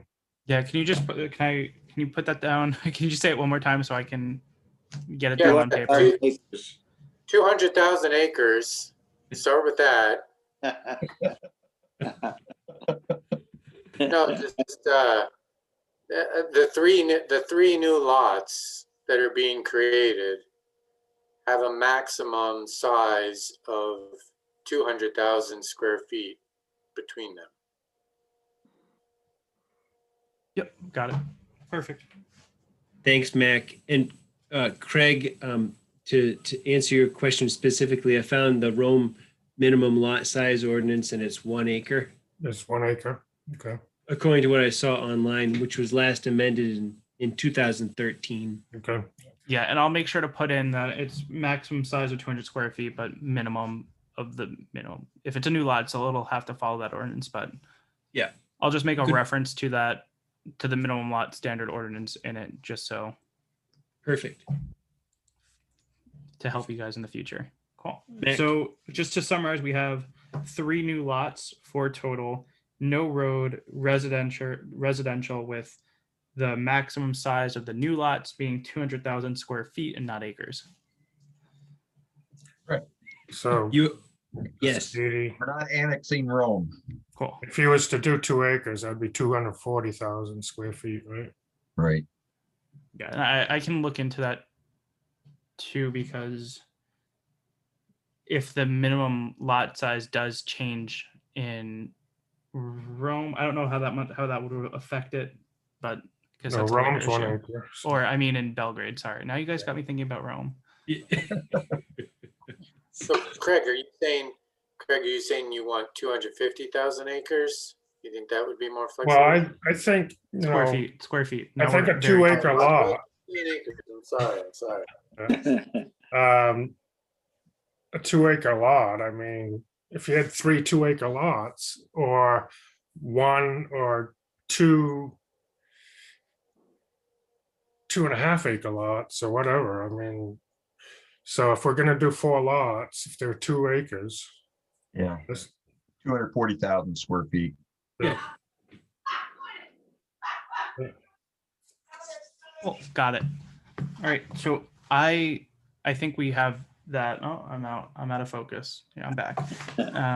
So I think we have everything for that minor subdivision. If I come across anything else along it, but I'll work off of that and kind of revisit the ordinance. And the only other thing that we now have is, would we be open to the idea of changing the minor subdivision application process to just 2 moments of it, or should we keep the 3-step process that's kind of laid out now? Was not the 3-step process part of the law? It said May. I'll double check that, but Oh. in the situation where we can lower it for minimum, whether it's 1 or 2, or for minor, would the board be open into that? I think that's kind of in the spirit of having a minor subdivision where it's a not expedited process, but just a shorter process as well. I can't help but wonder, given our experience with applicants in the past, whether it's 2 or 3, it becomes a 3-step process regardless. Yeah, that's kind of where I'm leaning, and I just wanted to put that out there. That I think having the multiple steps kind of gives opportunity to have the planning board respond to it as well.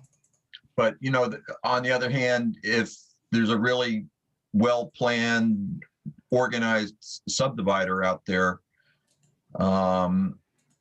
they might be able to make it through in 2 steps and however, whatever the minimum number of meetings are. I'm just, past experience makes me skeptical.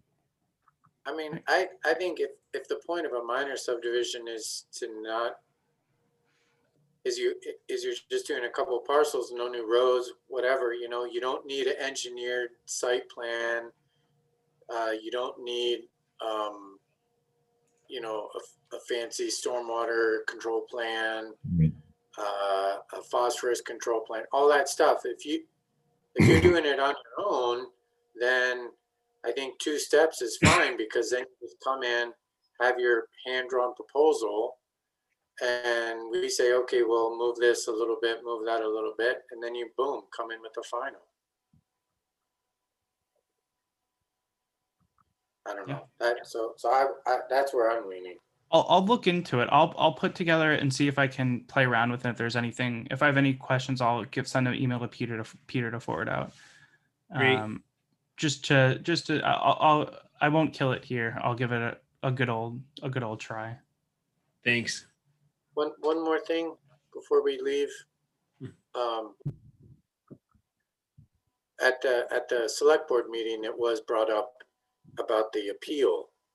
So right now, subdivision ordinance appeals to the court, Right. your court, and we're gonna send that to the appeals board, right? Yeah. So I think I sent an email to Anthony, and thanks for bringing that up, because it almost slipped my mind. So just going through Anthony's email.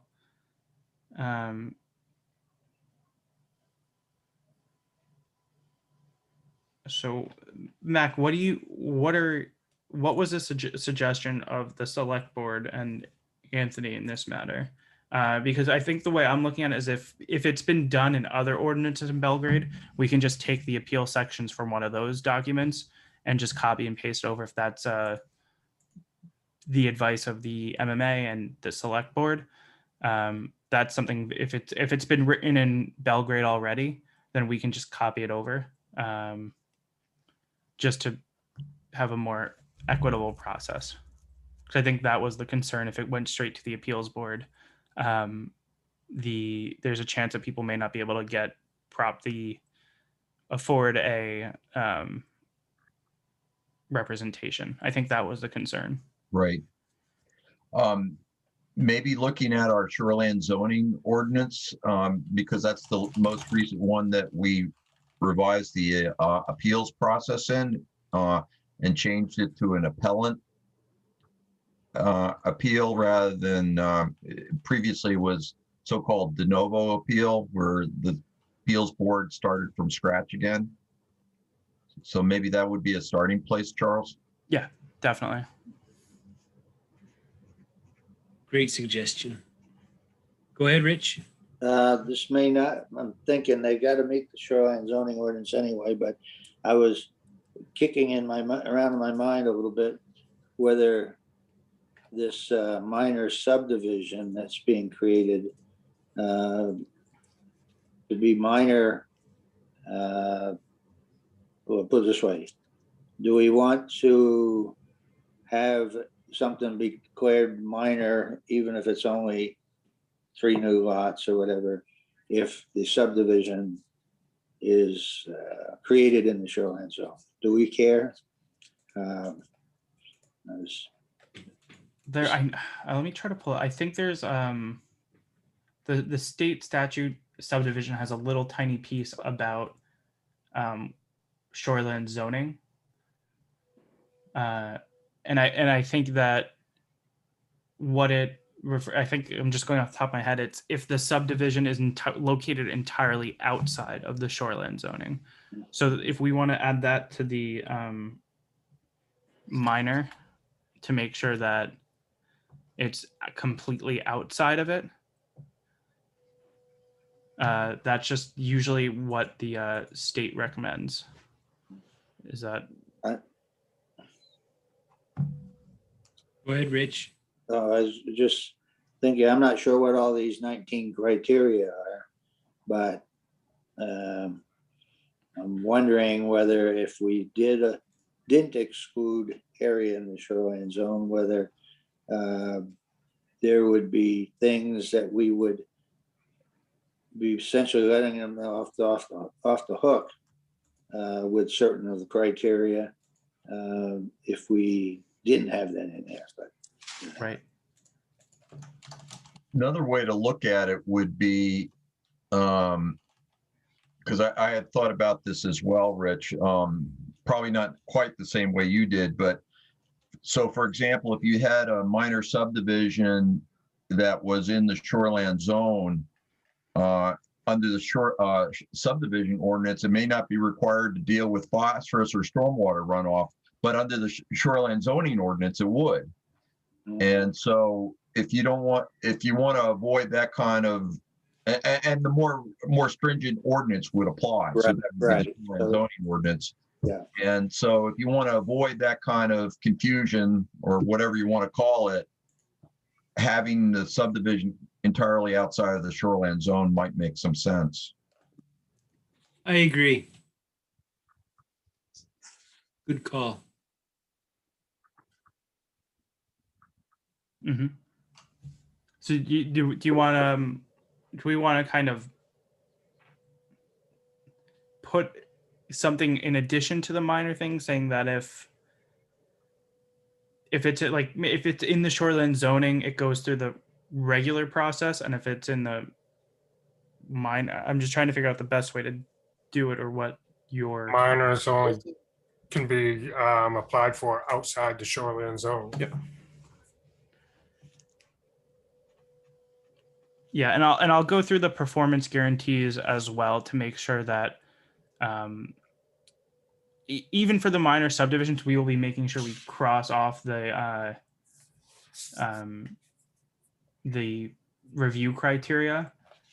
I just want to see if in the shoreland, yeah, that's included in that. So the surface water is an outstanding river segment section that talks about shoreland zoning a few times. So, but I'll definitely, I'll make sure that it says completely outside the shoreline zoning for minor, and then go through the performance guarantees and see if there's any other things I catch. Sounds great. Thank you, Charles. Yeah, and I'll try to get this to you sooner rather than later, so you can have time to review it. I guess the next time I will be here will be April 1st. Do you do the first Thursday? Yes. No funny business. Right. Yep.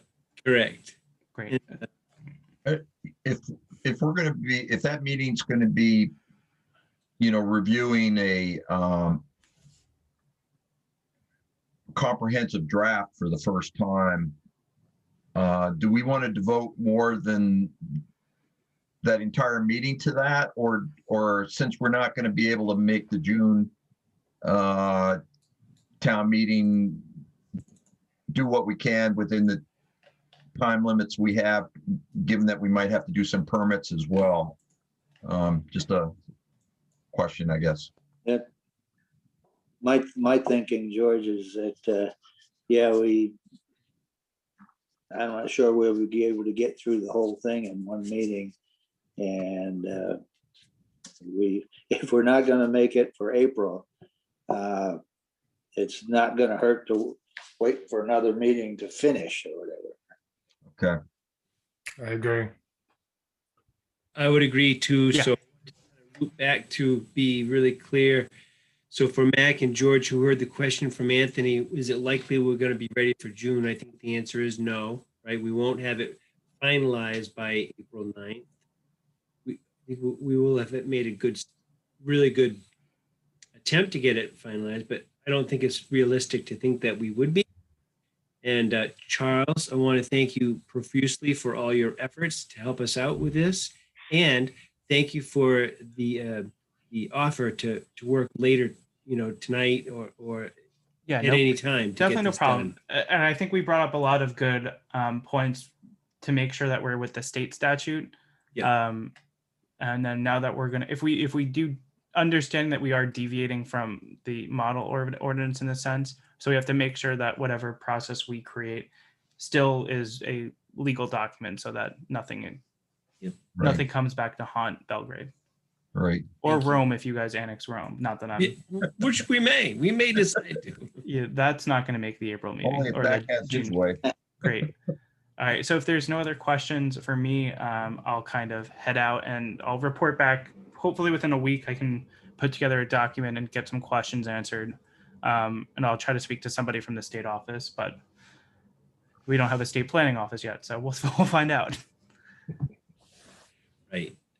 Thank you, Charles. Thank you very much, Thank you all. Charles. Have a good night. You Yeah, too. You too. And so, food for thought for Gary.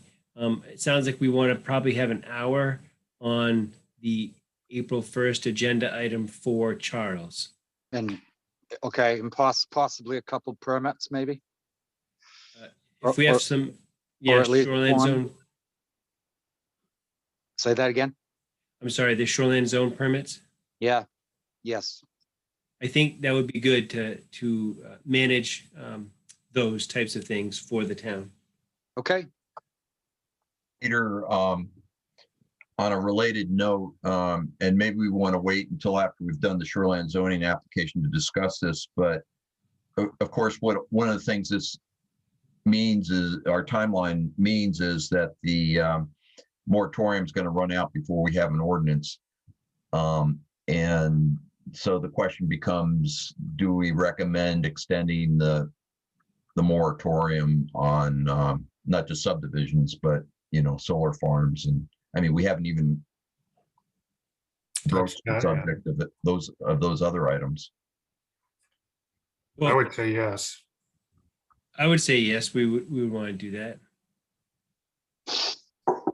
Mac, what do you think? Extend? Yeah, I mean, that's a good question about the solar farm. Like, wasn't that the whole point of this? Hmm. How did we not broach it yet?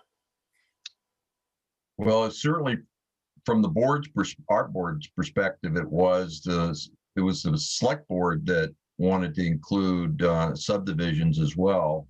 I did it personally, but the select board was concerned about that because of a rumor or whatever of a subdivision somewhere near the that it may be impacted by the salt plume.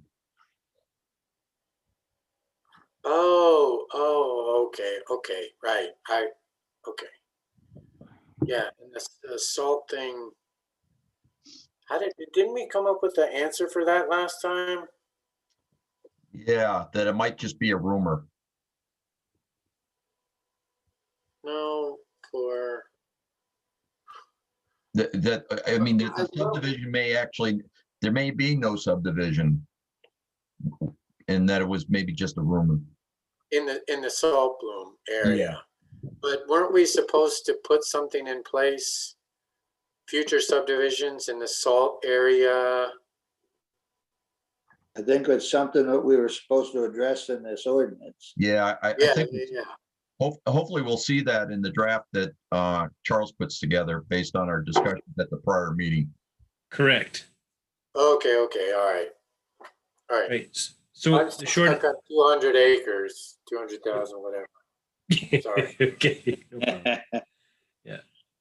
So Peter, I'm just wondering if we should communicate with Anthony or ask Gary to communicate with Anthony what our thoughts are on the matter.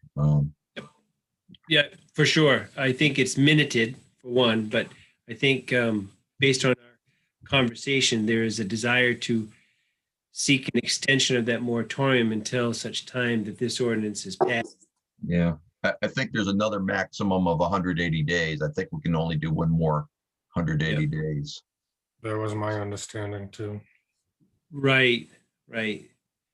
So I don't know the math exactly, but I know it's, I don't know what was it? start, when does it end? Yeah, right. I'm not quite sure. I think to cover ourselves and to help protect taxpayers, to ask for an extension of that moratorium until for another period would get us much closer and reduce the likelihood of something that would not be covered with the new ordinance. Yeah. Well, 180 days times 2 is basically a year, right? When we Yes. adopted it last November, and we could adopted the moratorium last November, and if we don't make June, we'll make November theoretically for the subdivision ordinance, so it would work out perfectly. Right, that's what I'm thinking. Yeah. The only kind of glitch, I suppose, and I'm not positive that this will be the case, but I'd have to look at a calendar, but there may be a gap between when the first 180 days expires and when an extension to the moratorium can be enacted by the voters. Maybe, I don't know. I can't remember how that works. I assume the voters have to approve it. I didn't think they did. I thought the select board had a, Okay. I'm not 100%, so Yeah, well, I don't think it needs, the extension doesn't need to go in front of the voters, I don't believe. Yeah, I'm thinking the same thing, but I'm sure Anthony can figure that out. Yep. So I would just put it to Gary and say, Gary, could you please ask Anthony to see about doing that extension? I will. We'll do tomorrow. Thank you. Very much. Okay, thank you everybody for your time on and very good conversation about how to attack that subdivision ordinance. So if we may, we move on to the shoreline zone application. Let's see.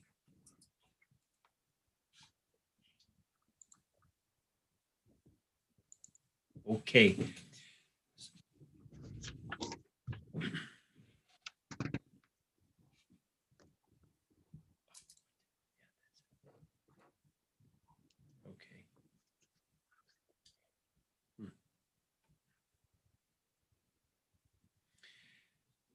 All right, does everybody have the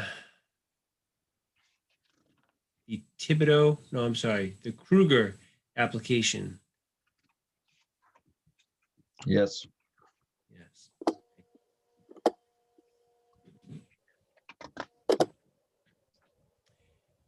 Gary, do you want to lead us through this?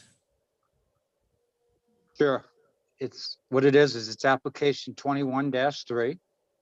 The owner is Donald Kruger and the applicant is Mark Thibodeau. And essentially they have a conforming garage that they want to remove the roof and add a second story for a playroom and a small bath. And I think the contractor with us? Mark? Gary, I don't see any contractor here with us. He told me he would be. Okay. But I think the application is pretty self-explanatory. Yeah. Looks like one that we're gonna have to have a condition on, no kitchen or something like that. Every time I see something like this over a garage, all I can think of is Yeah. somebody's gonna try to get another dwelling unit on there. Right. Or Jones, Pardon me? or the Jones applicant, well. Yeah. Yep. Yeah, I have an initial reflex to be cautious about these as well. So when I was looking at this last night, I had a couple questions, and I'm hoping that maybe I've overlooked something, but on the drawing part, where's the lake? Get in front of the camp at the end of at least the way I would interpret it, the lake is probably at the top of the Well, you got the driveway turnaround, and then you got the cottage. The lake must be beyond that. The lake is in front of the cottage. And I would assume that. And I guess what I'd like to point out is for the applicant, I wish they would, for everyone coming in, they would put that on there. Then also indicate how far from the normal high water. Any of the, It's drawn to scale. 1 square equals 5 feet. There's 1, 2, there's 3, there's 20 feet from the high water mark. There's 4 squares. And the lot's 200 by 75, so that's why it doesn't say lake, because there's 75 feet of frontage on the lake. Yep. So it's my own cross to bear, I guess, but I get what you're saying, Gary, and I would assume that exactly the case. I would assume too, but I So still that think, puts the garage at about 160 feet from the lake shore. That's correct. One thing I do agree with Peter is that the app, even though in my mind it was, I assumed it was in front of the camp, but just based on the way the layout was, but be nice if the people would show the lake or right lake this direction or whatever. I mean, and believe me, I drive by this road, every day, well, actually when I leave the house, so not so much lately, but other instances, I drive by the road every day and I have a good feel for where I'm thinking that they're trying to indicate it is. And I'm not trying to be too nitpicky. I'm just saying it would be good for consistency's sake that they do that. That's all. Well, under different circumstances, if the driveway was going off to to the left or the right, it wouldn't be clear where the lake was necessarily. Yeah. But if we're all on the same page, and 75 foot of right away at the top of the drawing, and that's where the lake is, and the garage where they propose to build that second story is 160 feet or so back from that. Those are our working assumptions. I can live with it. I'm just saying it doesn't thrill me to do it this way. It's just a way. So 160 feet back from the water. Is it fairly flat? It's extremely flat. Like a pancake, right? Yep. Yes, it is. Yeah. Yeah. All right. So what questions do we have for, go ahead, Mac. so I mean, relative to that point, Peter, I understand there's some general assumptions and whatnot, but I would go to page 62 of the Shoreline zoning ordinance, which states clearly every applicant for a permit shall submit a 2-scale site plan. The site plan shall include, at a minimum, the location of the existing and proposed structures, roads and driveways, walkways, wastewater disposal systems, drinking water well lines, power lines, right, blah, blah, blah, blah, blah. In my opinion, if the site plan doesn't have what is clearly stated as is minimum, then it's an incomplete application. And I don't think we should review it. Plus, the applicant's not even here. But I mean, just for future, the ordinance clearly states exactly what should be on the site plan. It says, and maybe, am I misinterpreting? So it doesn't show the well and the septic, but it has no bearing on what he's asking for at all. I mean, yeah, it's not there. Plus the building's beyond 100 feet. And, it's all, yeah, I didn't write lake on it, but it's pretty, if you're going to kick it back and have it come back in front of us again, just because it doesn't have a well or a septic that's irrelevant to everything, then, I mean, it's just gonna chew up more of our time. Because there's no reason. There is no well. If you look at that little 16 by 16 shed, it says pump house. They take their water from the lake. So they have the pump house, they don't have the septic. They do have a septic. It's Yeah, not but is shown, it, is it it's not, drawn on there? that's not shown on the plan, but it is, Yeah. they do have one. That's- He showed me yeah. where it was. Yeah, that's what I was talking about. So But Gary, just, go ahead. thank you, Craig. I'm sorry. Gary, my question is sort of related, because they're adding a bath, and so I'm just wondering how they're connecting to the existing septic. They're putting in a new tank. So there'll be a tank that serves the camp. There'll be a tank that serves this garage. And they'll both tie into the existing leach field.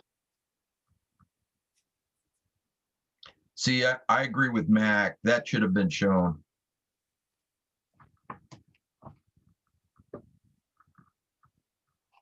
I mean, there's other things on the requirement. I said blah, de blah, de blah, but that doesn't mean there wasn't more than what I said. I'm just thinking for consistency's sake, you know, we can say, okay, well, it doesn't really have any bearing on the application or whatever, and make that sort of decision on the fly. But I don't think, personally, I don't think that's fair for all the applicants, because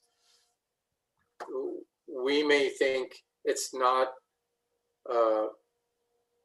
relevant to this application, but another applicant could make the same case, but we disagree. Well, it is relevant, but on the other one, you said it wasn't relevant. And there's a couple blanks on the application itself. And if they say it's designed for 3 bedrooms, but there's only, I don't know, like, I just feel like there's a bunch of missing stuff, and we could talk amongst ourselves and say it's really not relevant or this or that, but I just don't think that's fair to all applicants who were asking to provide all information.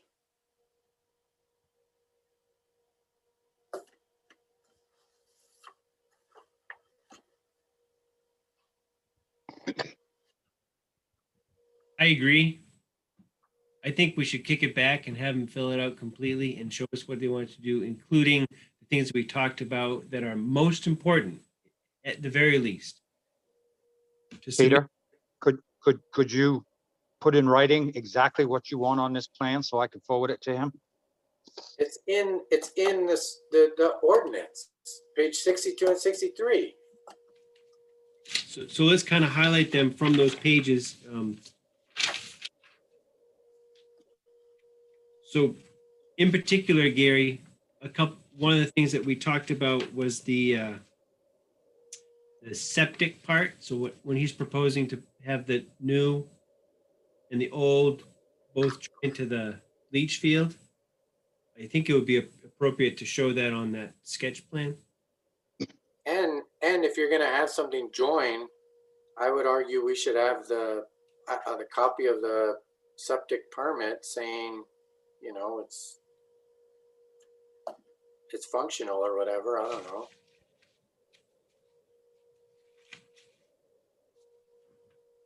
It says it's designed for 3 bedrooms. I guess I'd like to see the permit that says it's designed for 3 bedrooms.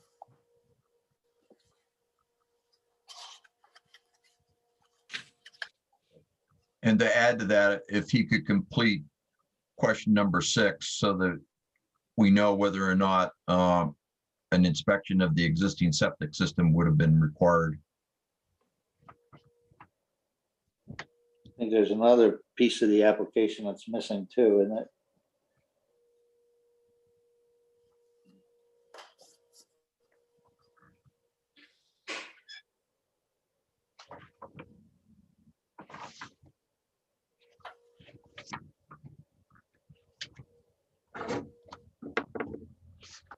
Rich, are you scrolling through the app to see what was missing? So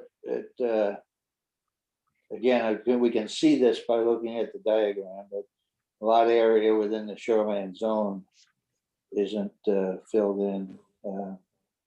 But, you know, based on you know, it depends on how picky you want to be. Based on the scale drawing, we can figure out that, you know, it's Right. Right. We can. oh, looks like the total lot would be in the shoreline zone, I guess, because it's only 200 feet deep. So anyway.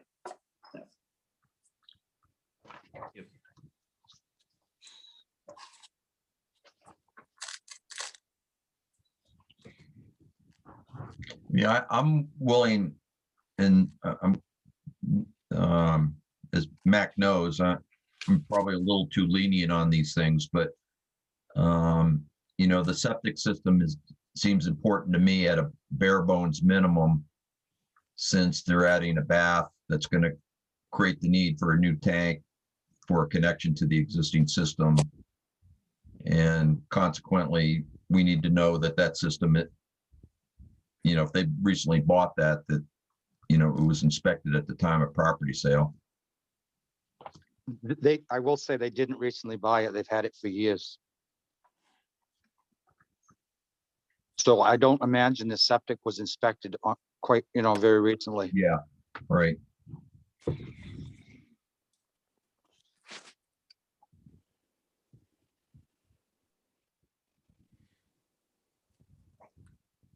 And then, let's see, so we talked about some things that are listed on 62 and 63, Gary, for the applicant to submit or to make sure that they have that on the application. That would be great.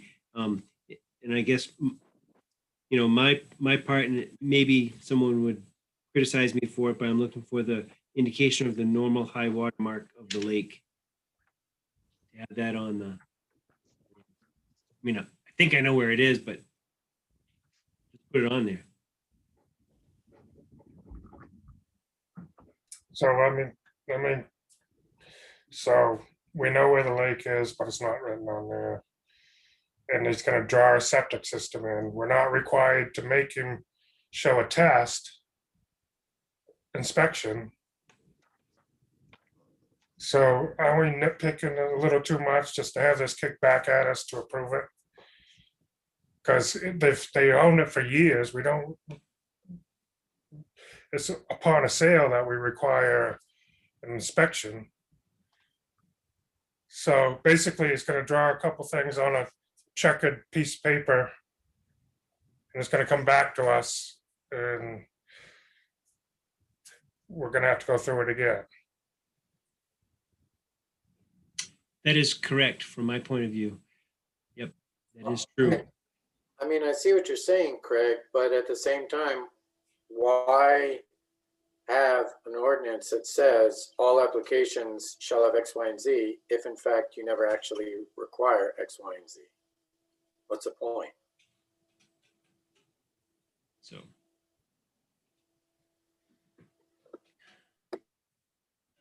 But I think once we get it in, I'm thinking the applicant would be available to answer questions. We already know we probably have a condition, that's going to be part of it.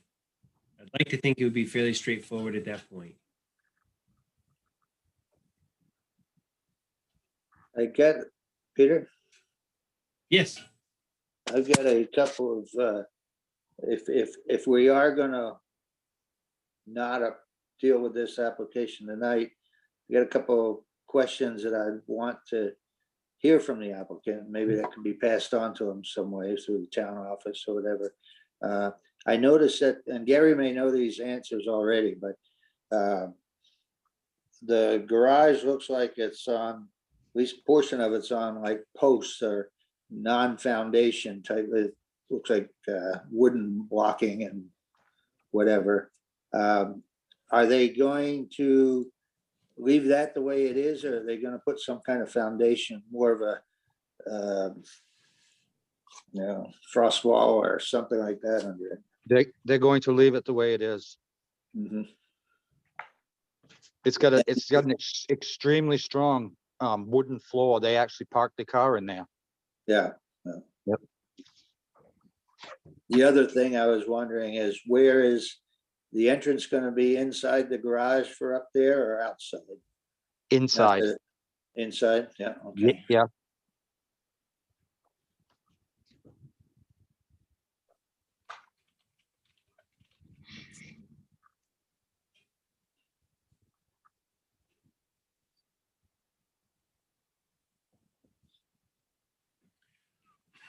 It is a pretty straightforward application for the most part, but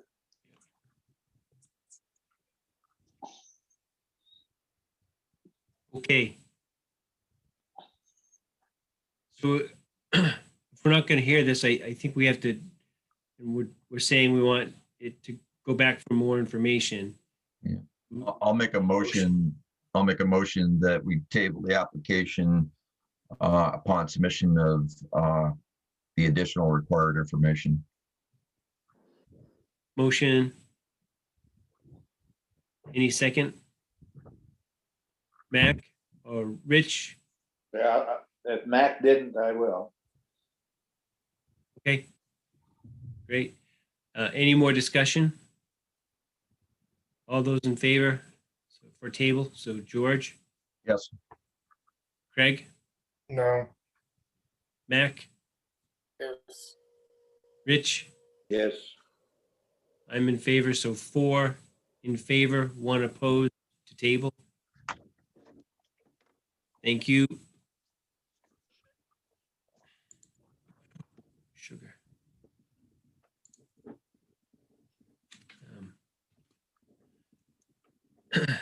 Okay, and believe it or not, I started to get the findings of fact document out and started to fill in some of the basic information already.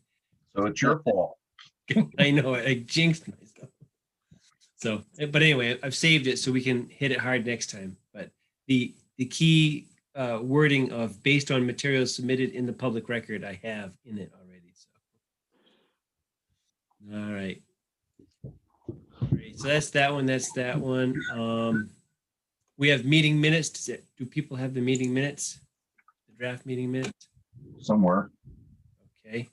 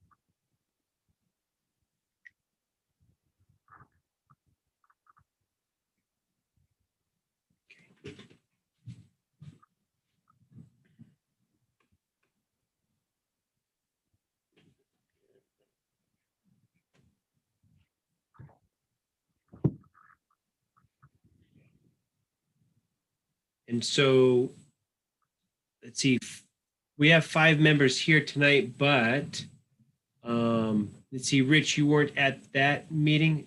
no, Okay. So, oh, wait just a second. Let's see,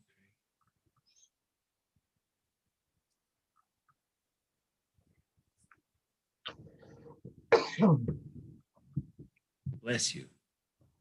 Thank you.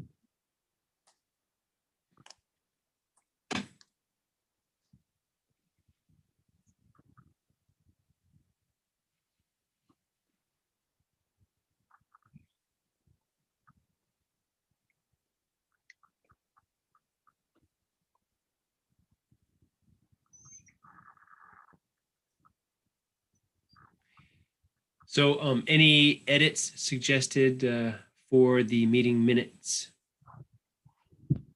Anybody? what, Peter, I wasn't there, but I noticed on the thing where people attended, somebody is just Rick. Yeah, that's a good point. Rick, who? So it might be good to figure out who that Rick person is.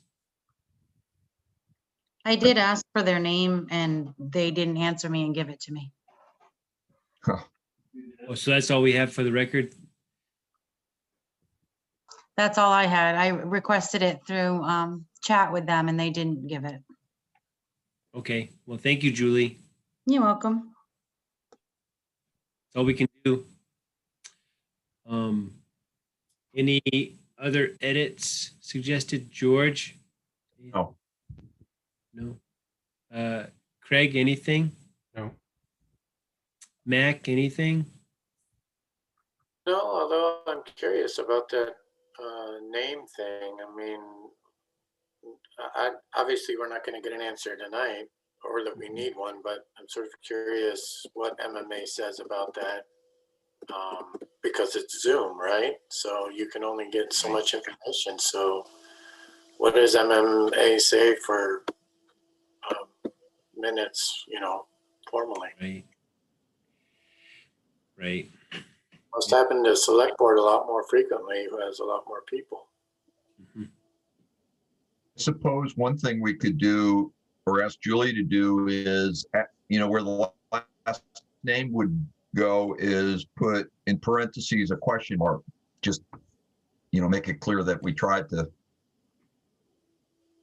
figure it Yeah. out or something along those lines. I know it's happened to me where I attended a Zoom meeting. Well, it was a seminar, but and for whatever reason, Becky's name came up and only part of it. And so, this was John Bunker's talking about heritage apple varieties, but so it didn't matter a twit. But if somebody was trying to keep notes or something, they would have said Rebec was there. Yeah, that's funny. But that's a good suggestion to indicate, like with a question mark, we don't know that person's last name. That's good. See, I had one thing, Julie, is very small, but under old business, where it says regarding the waiver, it says Stacy Richard requested it made no.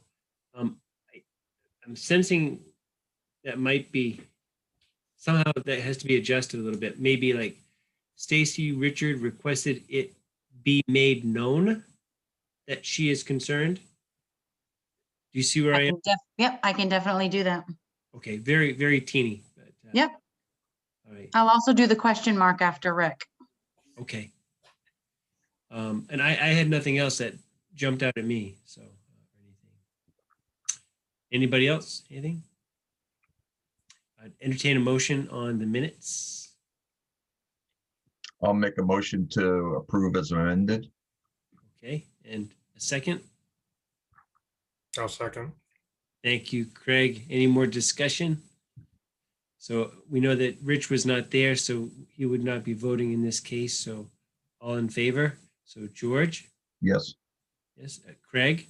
Yes. Mac? Yes. And I'm in favor, so that's 4 in favor, none opposed. We'll go from there. So those are approved. Let's turn to Gary. Gary, any town business you need to make us aware of at this time? Well, I'm trying to get Pete Gagney's commercial application on the second meeting in April. But I guess that's going to depend on how Brightside goes. Okay. Yeah. Yeah. Okay. All right. Thanks. That's good. That's a good heads up about Gagney and Son. That'd be good. Yeah, I've had his application for 3 months. Yeah. Oh, boy. All right. Gary, by the way, thanks for doing that site visit down at Brightside along with Anthony and sending those pictures along. Yep. I found that helpful. Did you get them all? Yeah. There was a Well, I bunch. don't know if I got them all, but I got a shitload of them. Yeah, Yeah. there was a lot. There was a bunch. No, there was a bunch. Yeah, it was 60 or more pictures because I clicked through every single one. I'm like, holy crap, they took a lot of good photos. It looked great. Yeah. When Yeah. were they sent out? I don't What's think You didn't get them? Gary, when will you send them out? I think Anthony sent them yesterday. Okay, I'll go back and He look. did. Was it So yesterday? Rich, yeah, he did, Gary. You are absolutely right. Rich, look for an email. It would not have come from Anthony. It says, we transfer. Yeah, Oh, huh, because it's like 160 pictures. yeah. It's a big file. Okay. Yeah, so that's the sender is we transfer. It looks like wet transfer or something, but it's we transfer. All right. All right. So, about that commercial application, are there other applications in front of it time-wise that you've been holding longer? Or Yeah, I've still got, oh, I think I've got 3 or 4 shoreline applications like this one. that have been in the, that you've had longer than 3 months? No, he's been there the longest. Because I'm wondering, can we just do that? Can we just do that one after Charles, the 1st of April? Instead of, Well, no, the 1st of April, KV Cog's coming back, aren't they? right, but it's not the whole time. I know, but a commercial application takes a long time. Probably That's up be to, better that's off up, to put- that's up to you. If you want me to schedule both of those, we can. I do not. I didn't think so. My And thinking, the other thing is if Brightside gets tabled again, then he would probably want to come back on the 1st before Gagny. and if he doesn't need to come back, we throw in a couple of shoreline zoning ones after That was Charles. that was my thought. Yep. The only other possibility would be for us to have a meeting a third meeting in the month of April to fit in Gagny. Yep. That's up to you. So looking at the calendar, just for everybody's awareness, when we head into April, that first meeting is on the 1st of April, so April Fool's Day. So we have we have 5 Thursdays in that month. So if Do you have to do it all in one night? Or could you start the commercial application on the 1st, and if you're not done after 2 hours, then finish it in the next meeting? Well, At least typically the first meeting, the board determines if they get a complete application. And then if so, we notify the abutters, and then there's a second meeting anyway. So it's a minimum of 2 currently. So I guess so I'm just wondering why you wouldn't at least try that. It's up to you. I mean, you guys operate the way you want. I just don't see that the first meeting, you could determine if it's a complete application if you're only looking at half of it. Look at half of it, I meant given the time. Sorry, go on. Sorry, George. No, that's fine, Mac. Much as my fault as anybody's. Gary, is this an application that's been put together by a engineer or consultant, or is he doing it on his own? Coffin Engineering did it. Coffin. Okay, yeah, right.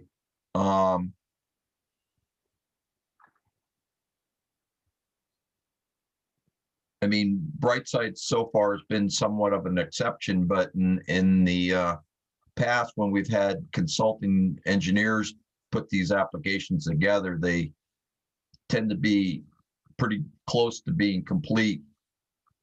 Well, it is, other than the fact that I had to call Coffin today because I just noticed that he filled out the application for commercial development review that could be issued by the code enforcement officer instead of the other application that needs to go to the planning board.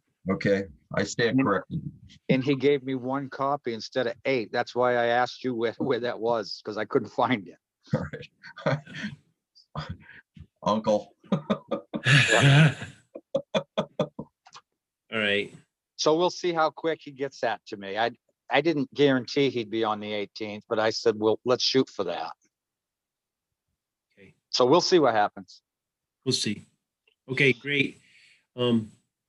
I do, I mean, I'd love to be as productive as possible with the time that we have, but at the same time, I don't want to make it so burdensome on us for every single meeting that it becomes just a chore, right? That is not good. It's not a good recipe for us.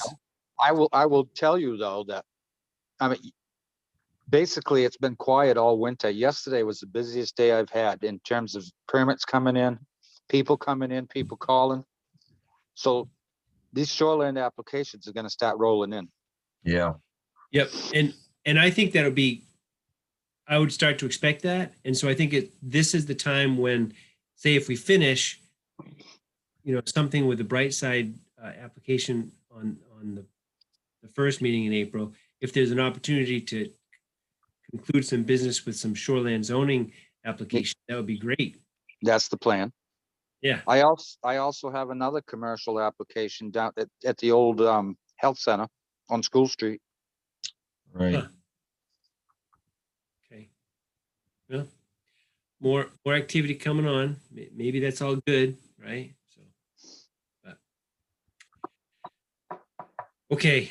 So thanks for the heads up, Gary. Thanks for giving those applications the review, because every time that happens, that helps us as a total, right? Mhm.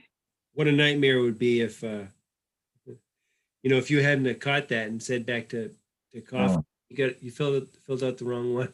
Yeah. Oh, wow.